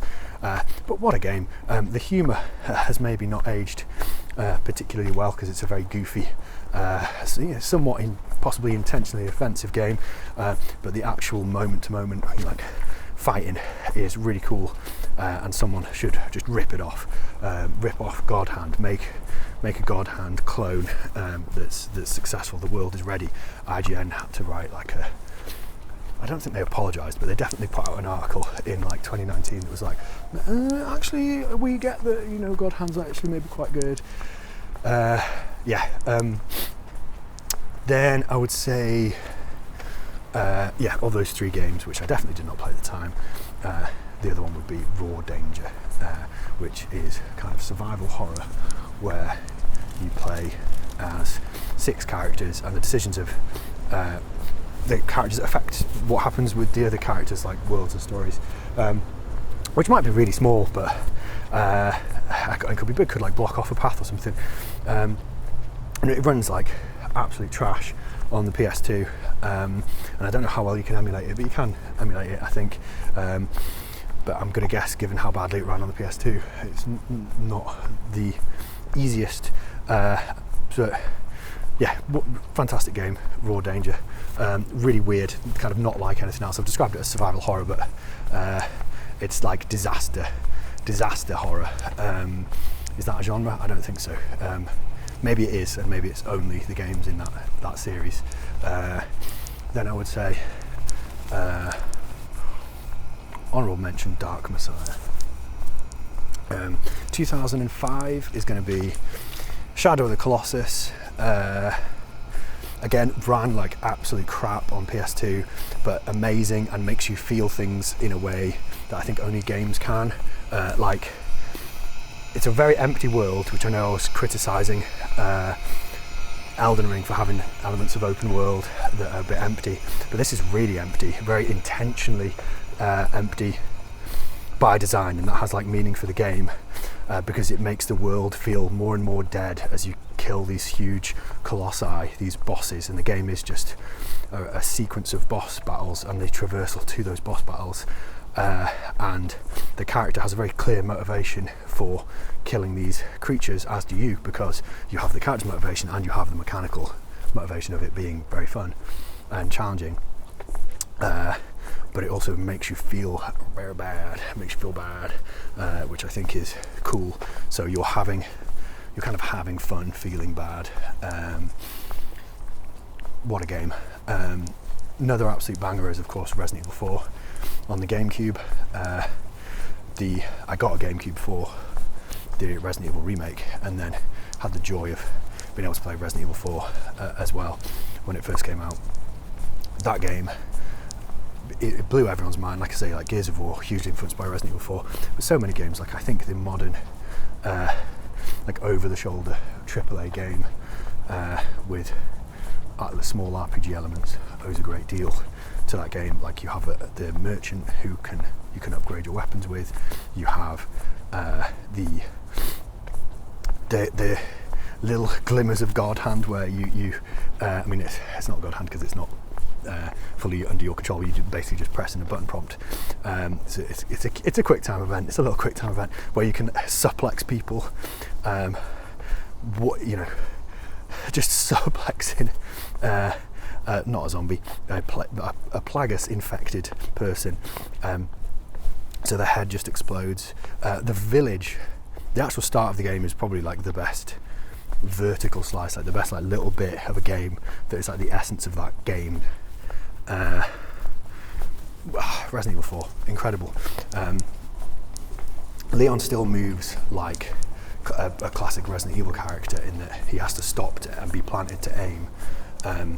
But I like that because the game and all the enemies are designed around that. And you can see the problems that come with changing that because they messed with that in the remake. And the remake's okay, but it's not as good as Resident Evil 4, the original, because they have to just increase the aggression of the characters to the point that they're like a little bit broken aggressive on the higher difficulties, and it's the cleanness and clarity, even when it's very challenging in the original Resident Evil, is lost in the new one because of Leon's increased movement abilities and also the parry ability. So thank you Sekiro for infecting everything with parries. But yeah, the original Resident Evil 4, absolutely fantastic. Another very different horror game that I would like to recommend from this year would be Fear. Amazing graphics, fantastic enemy AI. I think we maybe think the AI is more impressive than it is because of the voice lines they put in to make it seem like they're even smarter than they maybe actually are, but it is really good enemy AI. And it's also spooky, and there's lots of crazy jump scares and amazing bullet time, especially with the shotgun in that game. That game's shotgun absolutely rules. Honourable mention would be Nintendogs, and then we're on to 2004. So 2004, Half-Life 2, Gravity Gun. That's also going to rank in my top weapons list alongside the Portal Gun and Gears of War's Lancer. And I would say, what a game! What a game! The way it looks, that just you didn't expect it to be that. I think like Half-Life, much like we've probably done with Half-Life 3 since Half-Life 2 came out, we've kind of imagined what the next one would be, and like I did not imagine when I played Half-Life 1 that Half-Life 2 would be like, loads of outdoor sections in a kind of alien occupied post-Soviet Europe. Really, really weird and interesting game. And also Alex, so the Gravity Gun's really interesting. Alex is really interesting as an NPC, and I think very influential on later games. Like I think you can see elements of The Last of Us there, and probably Resident Evil 4 as well, a little bit, in terms of like how a companion character behaves. But yeah, and rest in peace, Viktor Antonov, who also passed away this year, who was I believe the art director, the Bulgarian art director, who came up with all the cool architecture in that game. Burnout 3 Takedown would be my racing game. Not as good as Outrun, but it's a really good game. So you can smash into your your opponent's cars, and then they will like die horribly in a big explosion, and then they'll respawn, so don't worry about it. And then their horrible death, temporary death, will give you like a big nitro boost. What a great idea for a game. The sequels went a little bit too far with that, in terms of you could just plow into the back of like random NPC commuter cars and get the boosts, which doesn't feel quite as good. Really good licensed soundtrack as well. My third game of this year would be Chronicles of Riddick. Is it Escape from Butcher Bay or Escape from Butcher's Bay? I think it's Butcher Bay. My pick for probably the best movie license video game, between that and, I don't know, maybe Alien Isolation. People are going to be angry at me for not saying GoldenEye. The N64 controller is bad. Honourable mention, Chronicles of Riddick is really good. It has kind of good, not amazing, but good melee combat and stealth, like kind of thiefy stealth, and it's in the Riddick universe. There's a strange allure to that game. It's a good game. Honourable mention would be GTA San Andreas. 2003, F-Zero GX or AX in the arcades. What a game. Nintendo let Sega make a game. Nintendo let Sega make an F-Zero game, and they should let them do it again. Give it them back. That game felt so fast, just so fast. GameCube game. It's just 3D F-Zero. It doesn't really play. In my head, you're like, oh yeah, Wipeout's 3D F-Zero, but no, this is 3D F-Zero. I mean, that seems very obvious because they're two different franchises, but I think if you like either of those games, you probably know what I mean, and I like them. I like Wipeout, but I might like F-Zero GX better. Soul Calibur 2, yes, it came out in the arcades the year before, but the reason I would say this one is because the arcades didn't have Link, who was on the GameCube version, so you can play Soul Calibur and sword fight Mitsurugi as Link, which is wild. On the PS2 it was Heihachi, and on the Xbox it was Spawn, I think. That feels random, but I think that's right. Need for Speed Underground would be my other game for this year. A lot of people prefer 2. I really like 1. I like Need for Speed Underground 1. I like the sense of speed, I like the graphics, I like the nighttime tracks and the way the lighting looks, and the motion blur, which feels like things the PS2 had no business doing, and it looks, I think it breaks if you emulate it at a really high fidelity, and doesn't work quite as well as it did on a CRT, which I think probably does it favours. But that game looks awesome, and again, amazing licensed soundtrack that probably means you can't do a YouTube video about Need for Speed Underground that truly does it justice. Honourable mention, Beautiful Joe. 2002, Resident Evil remake on the GameCube. To this day, probably the best remake ever made by the people who made the original only a few years earlier, and they came back and they made it even better. They put Lisa Trevor in, which deepened the storyline, and the lore. The graphical upgrade was nuts. I've spoken to people who think that there's like a HD re-release of that game, which loses something, I think. Messes up some of the textures, but I think it also loses something of that game's coherence. Like the little blood splatter loading things they had to put in, things like that. Anyway, they think that the HD release is the remaster. They don't realise it's from 2002. There's games we've been talking about for literally quite a while in this list, which do not look as good as that 2002 Resident Evil remake looked on the GameCube, because you got your pre-rendered backgrounds, which they would put bits of animation in, like water streaming or flame flickering and things like that. Then you can give more polygons to the characters. I would say the bit that made me go oh my god, in 2002 was just after you find, when you find the initial body and the zombie turns around and goes like that. There's a little stairway, the Crow Stairway I call it. I don't know what it's actually called on the map, probably not the Crow Stairway. And there's bird cage with lights and like the shadows and everything in that room. Nuts.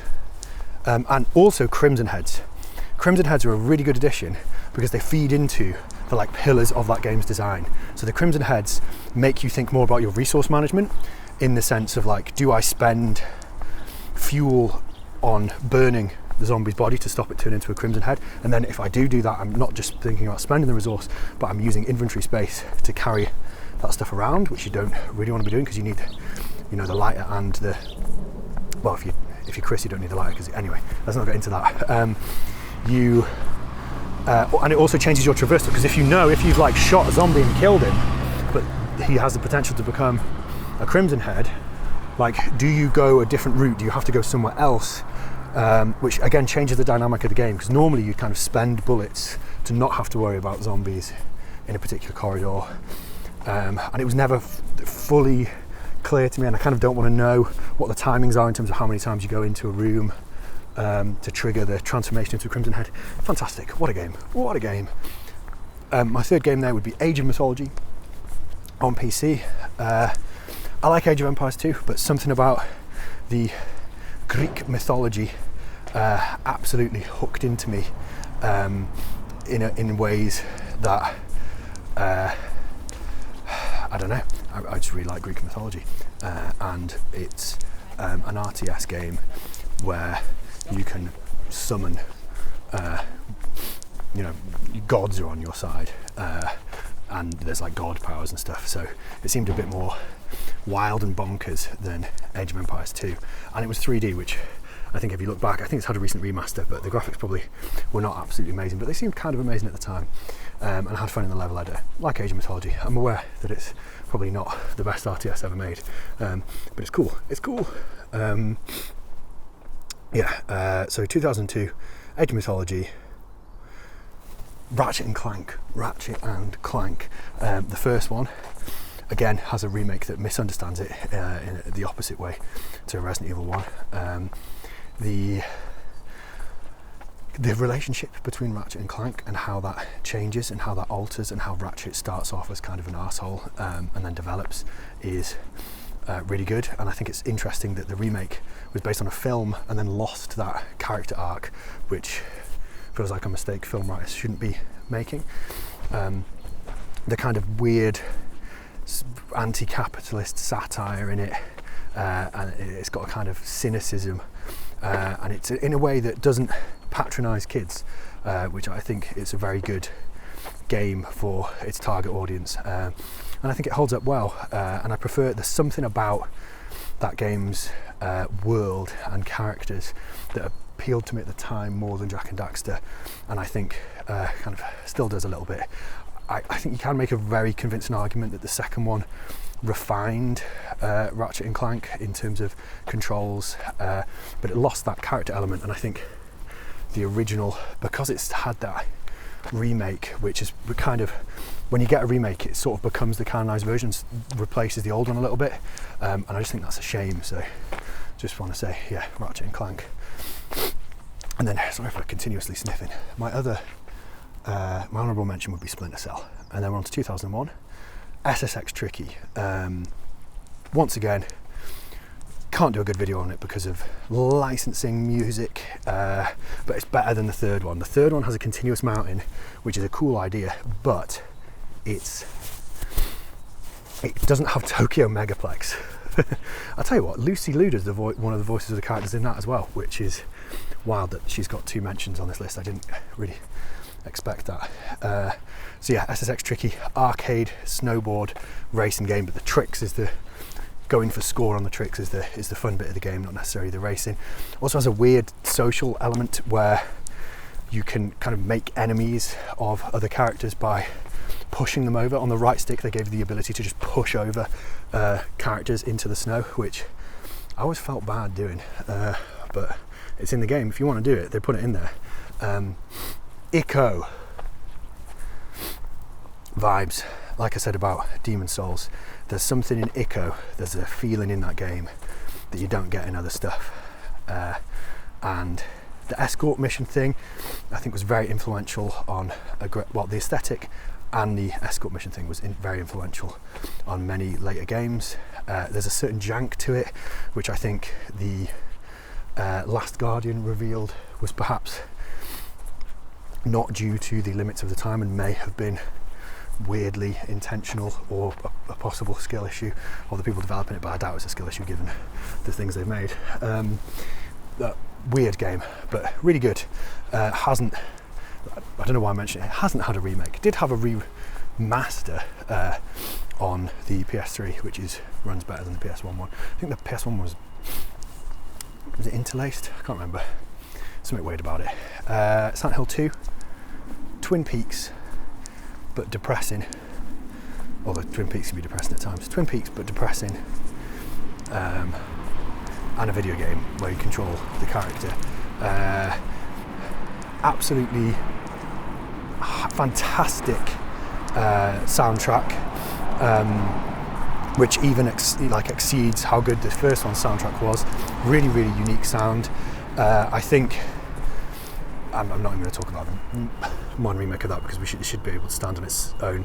But I think that game did things that had never been done in games before, and it did them really, really, really, really well. And I think it was nothing like Silent Hill 1. You could see the kind of lineage to, you're like, oh, it's like Resident Evil but 3D and weird and dark, but the psychological aspect of 2 is so much deeper and more explored in terms of how the enemy designs and the NPCs relate to the player character. Yeah, I mean, I don't want to. If you've not played that game, I don't want to spoil anything about it. But if you like survival horror games and you like the feeling of profound unease, Silent Hill 2, either on PS2, which is the best original version, or the enhanced edition, which is like a fan-made PC spruced up, which is really, really good and retains. It's just like a polished version of the original. Honourable mention: Halo. Year 2000, Dino Crisis 2. So went from 3D, so Capcom did a 3D Silent Hill 1 style survival horror game, which was Dino Crisis, and then it goes back to pre-rendered graphics. So I don't think it's back, it's just different. Like I was saying, Resident Evil 1 on GameCube looks amazing. So these pre-rendered backgrounds, so they can get way more dinosaurs on the screen because it's an action game. It's like points. I think they're called extinction points, which is the currency in the game, and you have to kill as many dinosaurs as you can, and you get combos for shooting velociraptors with a shotgun. Just incredible. The storyline is kind of sets up sequels that go nowhere and doesn't make any sense within the game itself, but you don't care because you're blasting dinos. Dino Crisis 2 rules. Yeah, just definitely not. Don't go into it thinking it's a survival horror game because you probably won't enjoy it. Sims 1, great music. It's a simulator. You have like a house and characters you make, and they live in the house, and you decorate the house, and it's like an American consumerism satire simulator, whatever you want to call it. Very cool game, very chill. You can kill people in it, but you're not supposed to. You're not supposed to kill people in it. You are supposed to kill people in Command & Conquer Red Alert 2, which has an even more pumping version of Hell March, the banging opening tune from Red Alert 1. Soundtrack's amazing. My favourite RTS. I know StarCraft 2 is better, but there's something about Red Alert 2, the storyline, the setting, the factions, the way you can kind of deploy a GI into a little sandbag, and then but also there's a unit that's like a little mini transport, and when you put an infantry unit in it, that transport will get the powers of the infantry unit, and so if you put a GI in there, it'll get a little GI machine gun. If you put an engineer in there, it'll be able to repair other vehicles. But if you get an enemy Tesla soldier and then put them in it, then you get a little Tesla tank, and it can fire little lightning bolts, which I think is cool. And the kind of interaction of systems there is real good. Yeah, rest in peace Udo Kier, who played Yuri. Incredible, like evil Soviet psychic villain from that game. And then yeah, 1999 Roller Coaster Tycoon, made in assembly by Chris Sawyer. I'm not even 100% sure what that means, but I know it's difficult, and I know it's cool, and I know it's why the game ran so well at the time. You can kill people in it, but that is not the objective, much like The Sims. But the fact that they give you the option, the fact that it can be an outcome is good. You are building a theme park, and you have to manage all the different stats of roller coasters, like how intense is it, how exciting is it, is it going to make people puke, in order to make people want to go on it, which has loads of interesting little factors into, there's like math going on there that you can kind of figure out if you want to. That's just fun, really fun game. Great music, great aesthetic, the isometric art in it, real cool. 1999 I would also have Resident Evil 3 Nemesis. Resident Evil 3 Nemesis is, I mean, the Nemesis character and the way he'll pursue you between rooms was really scary at the time.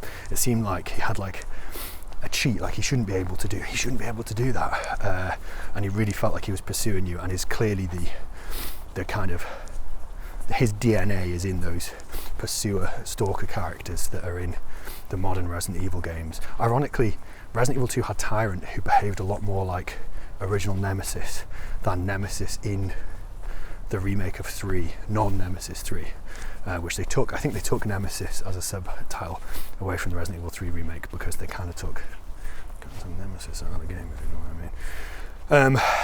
That's not the only thing they took out of that remake. Why am I just slagging on the remake? It's really good. So here's the stuff that's good about it. The ammo crafting, I think, is another interesting extension of the resource management aspect of survival horror.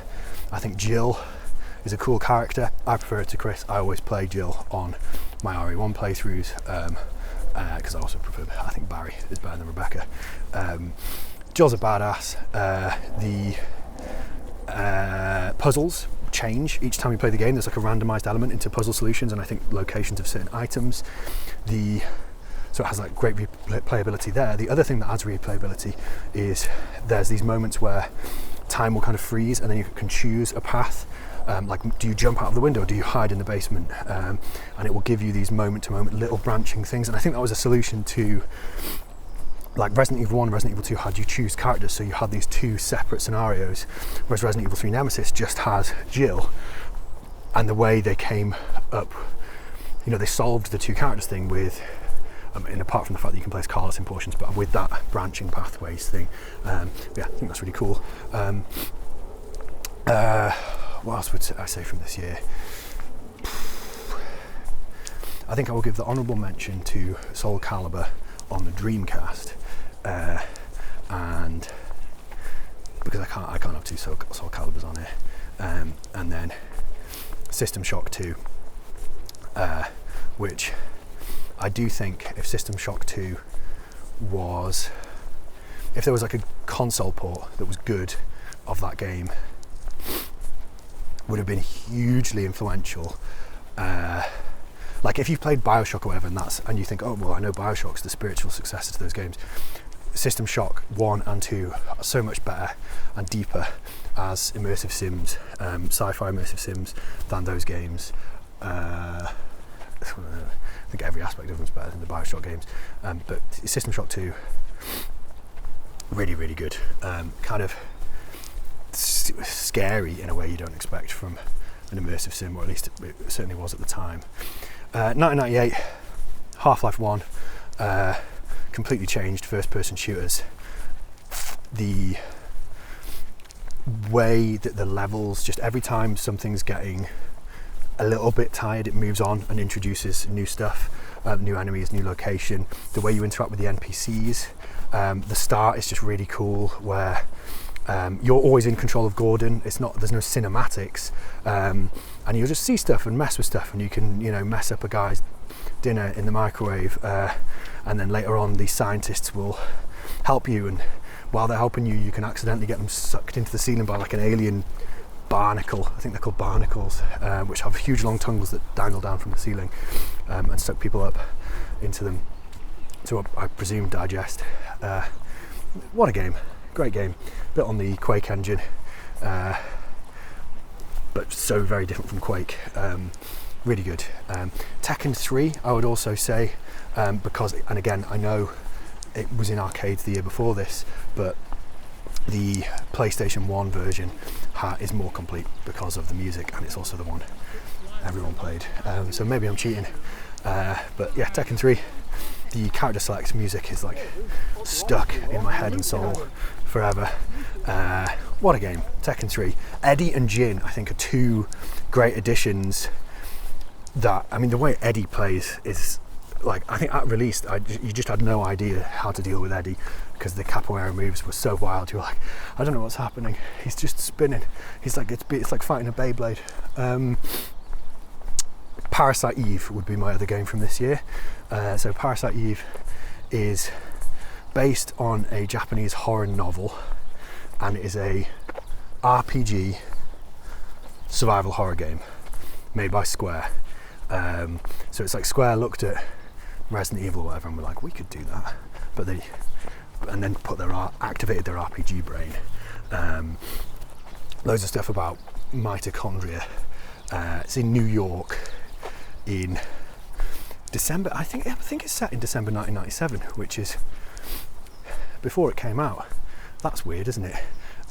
But really strange game, and there isn't really anything else like it. So yes, a survival horror RPG made by 90s Square.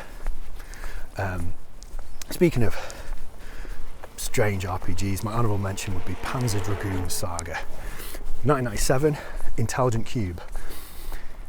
IQ Intelligent Cube. I played the demo of this, which is even more menacing because it doesn't have any music, and you're just like, Intelligent Cube, you're a little person in a black void, and then in the black void with you are these huge blocks, and then the blocks are going ka-chung, ka-chung, ka-chung, and coming towards you, and you have to, like, you can blow some of them up.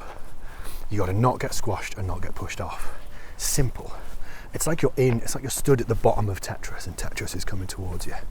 Kind of. I mean, it's not, but that feels like how it might have been pitched. It feels like it was made by people very excited to be making a 3D game, and that's what they came up with.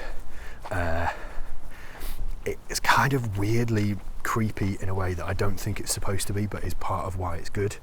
And it's legitimately good, yeah. Intelligent Cube, really good game. Abe's Odyssey, Oddworld, Abe's Odyssey. You are a guy, Abe. Abe works in a meat factory. The meat factory has a dirty secret, and also is not treating their workers very well, and your job as Abe is to help the other workers escape. Cool, like anti-capitalist satire, whatever. But the interesting thing about it is you have no weapons, right? So it's not really, it's not like a speedy movement platformer. You don't fight as Abe, but what you can do is possess the enemies, and other, you can possess other NPCs, and then do things like possess a cop, and then make the cop walk into a meat grinder and just explode into chunks. Nuts. Also really hard. So you have to save, I think to get the good ending you have to save every single Abe type guy. I don't know what their species is, but that game is difficult. And then the other game from this year is Final Fantasy VII, because obviously it's just on the subject of anti-capitalist propaganda. My favourite character is Barrett, because he has a gun for an arm and is an eco-terrorist. How many more games can you say that about? Sci-fi kind of anime melodrama, 3 discs of it, and a Final Fantasy game not on a Nintendo console. What's happening? Honourable mention, Fallout. 1996, Quake, proper 3D. So Doom was kind of cheat 3D. The levels were all flat. You can see that if you look at them from a bird's eye view, they never overlap or go under. Quake could do that. It was properly 3D. I think an interesting thing about 1996 is that you have these three approaches to 3D game design that emerge in three different parts of the world at the same time. So in the US, you've got Quake, which is a fast movement first-person shooter where you can, launch yourself higher using a grenade launch by shooting a grenade launcher at the ground. In Japan, you had Mario 64, where they spent, before they made the rest of the game, they just spent ages making moving Mario fun, to the extent that every kind of console 3D Mario after that has just been based on that system. And then in the UK, you have the kind of precision grid-based movement of Tomb Raider. Quake, absolutely fantastic. I think the multiplayer in Quake is I was going to say it's unreal. The multiplayer in Quake is very good, and of course it's the basis of Half-Life, which arguably is the basis of Counter-Strike. So, thank you Quake for all that stuff. And I believe the people at id making that game had a very bad time making it, and wanted to make it because Quake was originally a character I think created by John Romero, who had like a big hammer, hence the name Quake, and they wanted to make a game where he went around doing cool stuff with his hammer. And I think John Romero has said that Elden Ring is the closest game that's come out to what he was trying to make with his version of Quake. And Quake is kind of, it's a Doom sequel, isn't it? It's very much another shooter from id. And then of course my other game would be Tomb Raider 1996. I think it's the best one. I think the atmosphere of it is like nothing else. I think the only things that are in that realm are Ico and Demon's Souls, but I think none of the Tomb Raider games capture that, the loneliness and the feeling of exploration. The precision of the platforming might feel jank to people now, but I kind of like that. It makes the levels more readable, and when you might like shout at Lara when she dies or something, but it's your fault, and it's really your fault. It's because of the precision of it, like the grid-based system. It's giving you this legibility, and then the platforming has stakes. So modern platformers, 3D platformers, I don't mean like cool, interesting indie stuff.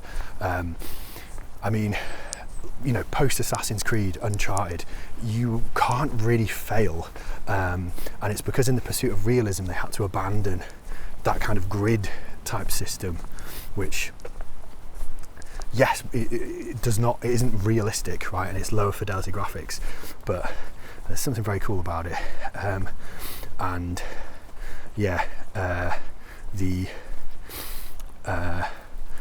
What's the Vicky? Is it Vicky Arnold who was the writer? Or Tracy Arnold? I'm just making up 90s sounding names here. I know it was Heather Gibson that designed the levels, but the person who wrote like Lara's dialogue was trying to emulate Wesley from Princess Bride, which I think is cool. R.I.P. Rob Reiner, another 2025 death. And then of course, like if I'm putting of the 3D triumvirate, if I've got Tomb Raider and I've got Quake, then obviously my third pick of 1996 is StarCraft, which is an excellent RTS game, much better than Age of Mythology that I mentioned earlier, and in terms of like asymmetric different factions, absolutely nails it, like, and no other RTS I feel has, other than like StarCraft 2 obviously. It killed a guy. That game was so good that a guy played it for like 50 hours in Korea and died, which is really bleak. I feel sorry to trivialise that by bringing it up, but I think that does indicate the game is very, very addictively made, and perhaps exploitatively made. And I have never reached the levels of like being able to play it well. Like I always feel like I don't know what I'm fully doing, because you watch people who are really good at StarCraft, and it's like watching. It's similar to watching someone who's really, really good at a very difficult shmup, and it just seems like inhuman. Honourable mention would be Nights into Dreams. 1995, Time Crisis, the first cover shooter, but it's a light gun game.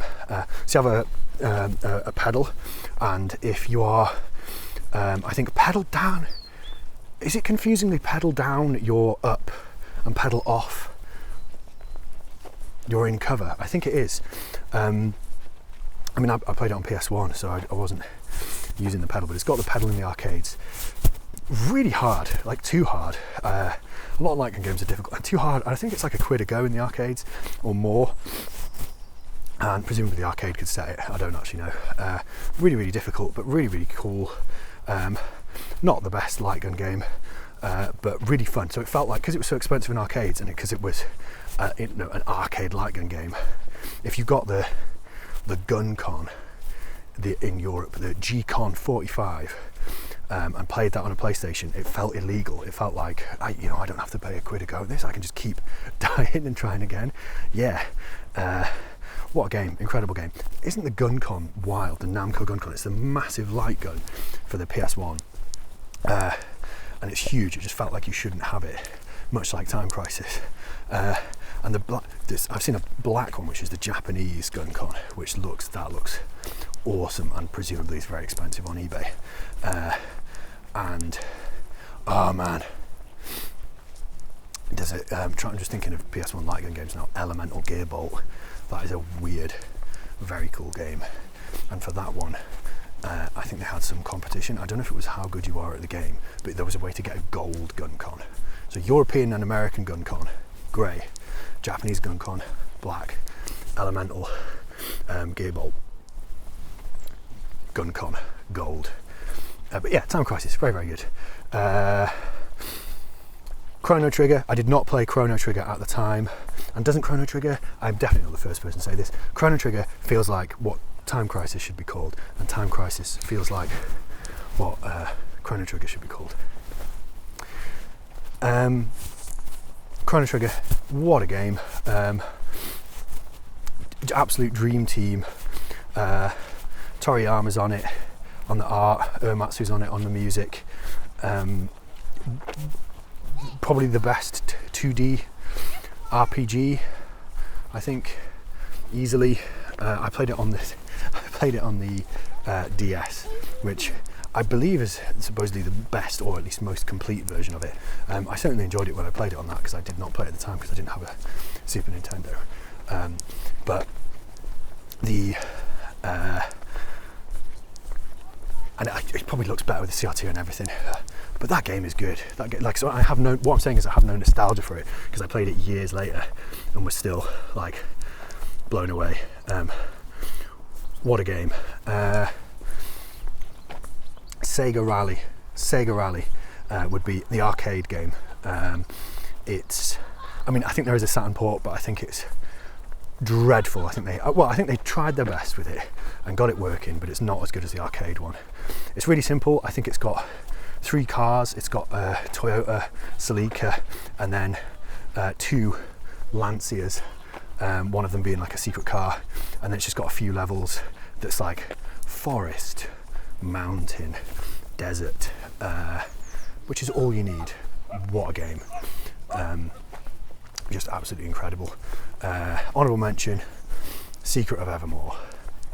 1994, I would say Sonic and Knuckles. I'm going to cheat and say Sonic and Knuckles and 3, because they were released in the same year and they were originally intended to be the same game. And Sonic and Knuckles, so games, most of people seem to be downloading them now, but you used to be able to get them on discs, right? And then before you got them on discs, you could get them on cartridges, and the cartridge would load really, really fast, compared to a disc anyway.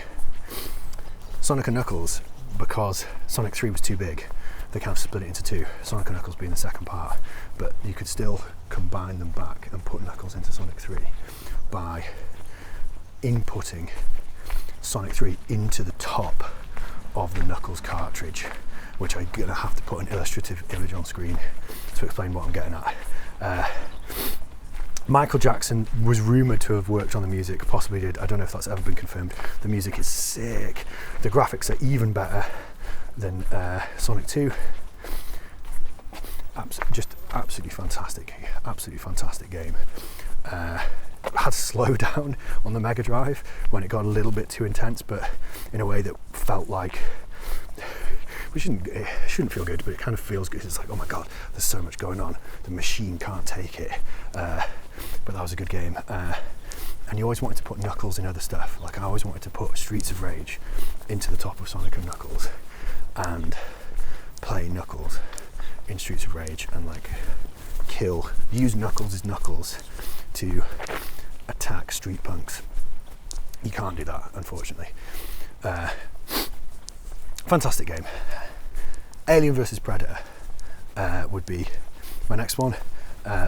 Amazing beat 'em up, and obviously licensed, so we're probably never going to see a re-release of that because, well, it's a 2D, it's an arcade beat 'em up, so the graphics are way better than you would get at consoles at the time, and it's Alien vs Predator, and it's back when, you know, both of those franchises were completely untainted by any failure, in my view. I will defend Predator 2. Which I probably shouldn't, but that game, no, I've gone the wrong way here. I will absolutely defend Predator 2. But yeah, Alien vs Predator, beat 'em up, absolutely. I mean, basically the graphics, the premise, it's a beat 'em up, and it's a good beat 'em up, but the license makes it's Alien vs Predator. What more do you want? If you can play it on an arcade, in an arcade, on a CRT, or at home on a CRT somehow, what a game. And then Castlevania Bloodlines, which is the Castlevania on Mega Drive, which again feels illegal, feels like it shouldn't have happened, but it somehow did, and it has, you know, like a Mega Drive soundtrack, a Genesis soundtrack for Americans, really, really good. I think it's maybe my favourite Castlevania game, and I accept that I'm very, very strange for having that, but then again, I didn't have a Super Nintendo, so I have like no nostalgia for the other ones. And again, I don't have any nostalgia for Bloodlines because I played it, I don't know, 5 or 6 years ago. And really, really enjoyed it. I found it difficult, but the whip can go in 4 directions.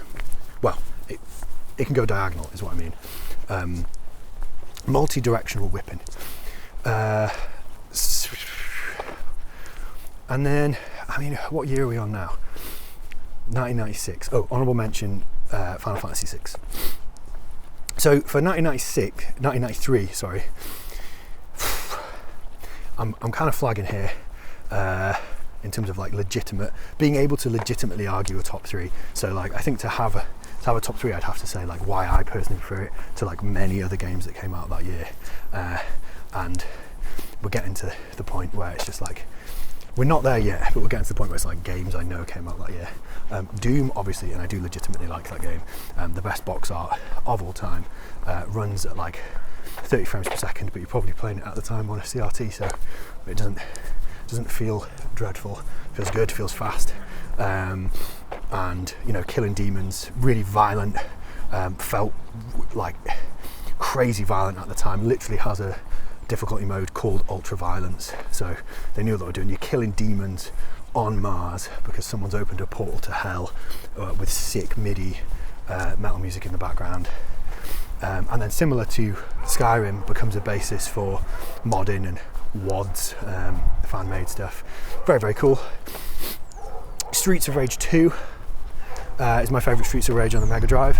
I think 3 fell off a little bit, and 2 has 4 characters instead of just 2.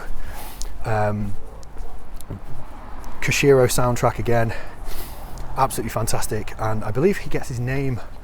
The reason he gets his name on the title screens of these games is because he was not getting credited for earlier work and getting frustrated by it because people wouldn't know he'd done the work on them, and their soundtracks would be getting praise.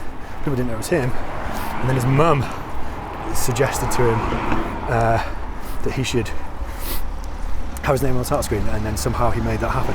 Absolutely wild. Cool stuff about the interesting Streets of Rage thing is that you can do special moves, and the special moves sacrifice health, so you can do like big damage powerful thing, but you have to spend health to do it, which I think is an interesting risk-reward dynamic. And my other game from this year would be Troubleshooter, which again is a game I've only played recently when I've tried to get into shmups, because it's a good horizontal shmup to learn. You are kind of...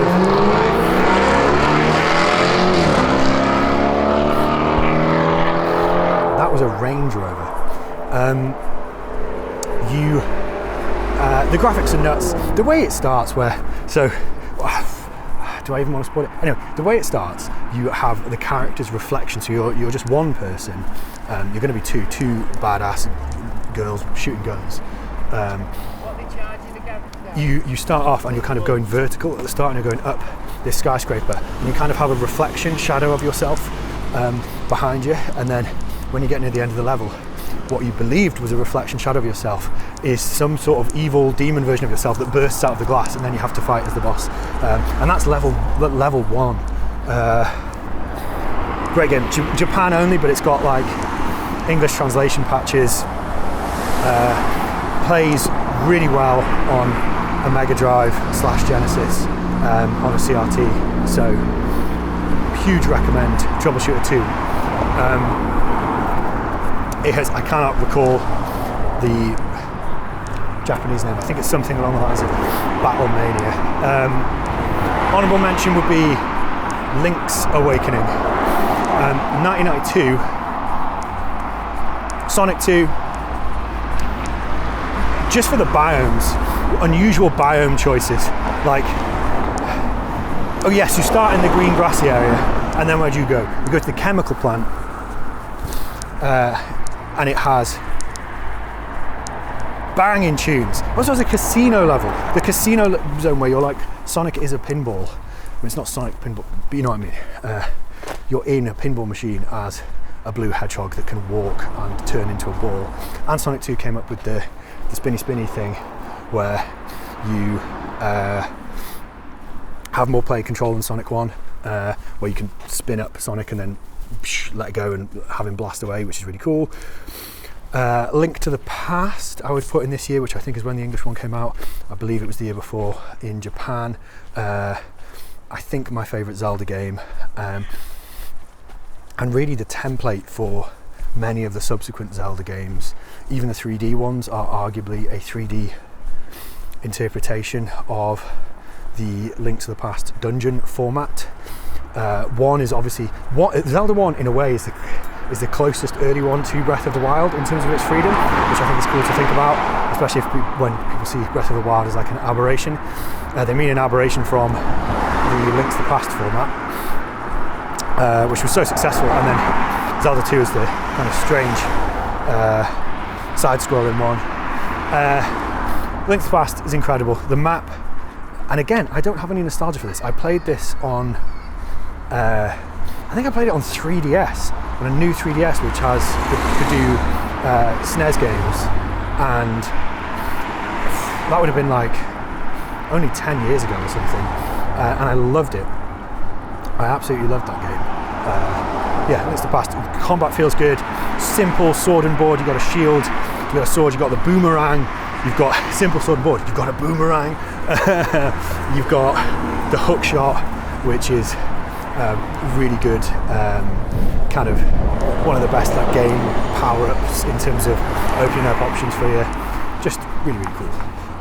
And then my last game of this year would be, and probably my last game I'm going to list because it ties very well all the way back to Absalom, would be Golden Axe Revenge of the Death Adder, which is another arcade beat 'em up in which there's multiple characters to choose from. One of them is giant, controlled by, I think, a little old man who's on his back. And another character is a centaur woman. And you're like, oh, a centaur woman, that sounds cool. But isn't Golden Axe famous for being able to ride other creatures? Yes. She just gets normal human legs when she rides the other creatures. She doesn't ride them as a centaur.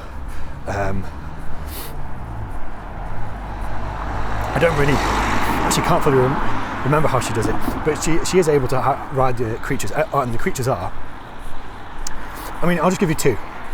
Electric Scorpion, Bone Dragon. What more do you need? And the graphics, again, arcade games, so they could be way more graphically intense than contemporary consoles. It feels like it should have had a Sega Saturn port, which I think it would be more widely known if it did have a Sega Saturn port, because it's just stuck on arcade or emulation at this point. And it's the best Golden Axe game by far, because the console ones can't do the graphics like that. Yeah, so that's my last one. Golden Axe, Revenge of the Death Adder, which in a way is ties it up nicely with Absalom. And then honourable mention would just be like Wolfenstein 3D for that year. But I can't. I think if I go to next year, I can say like Sonic 1, but we know Sonic 1 isn't actually that good. Like the levels don't fit the movement, and some of the music is weird cover rip-off choices. Anyway, let's not go into that. I could say Street Fighter 2, but I would be being a poser because I suck at Street Fighter. And Metroid 2, but I've only played AM2R. So it would be inauthentic for me to go into this year. I can't legitimately get into it. I can talk about history stuff because I've got that. I could talk about the end of apartheid in the Soviet Union, but that's not what we're here to do. So they are my games of the year. Or games of the years. What are your games of the years? You know, I have spoken my truth. Can you recommend me any games you think I would like based on what you know I like off the back of that? Maybe I think this video is very long, but maybe you do maybe someone else do a video games of the years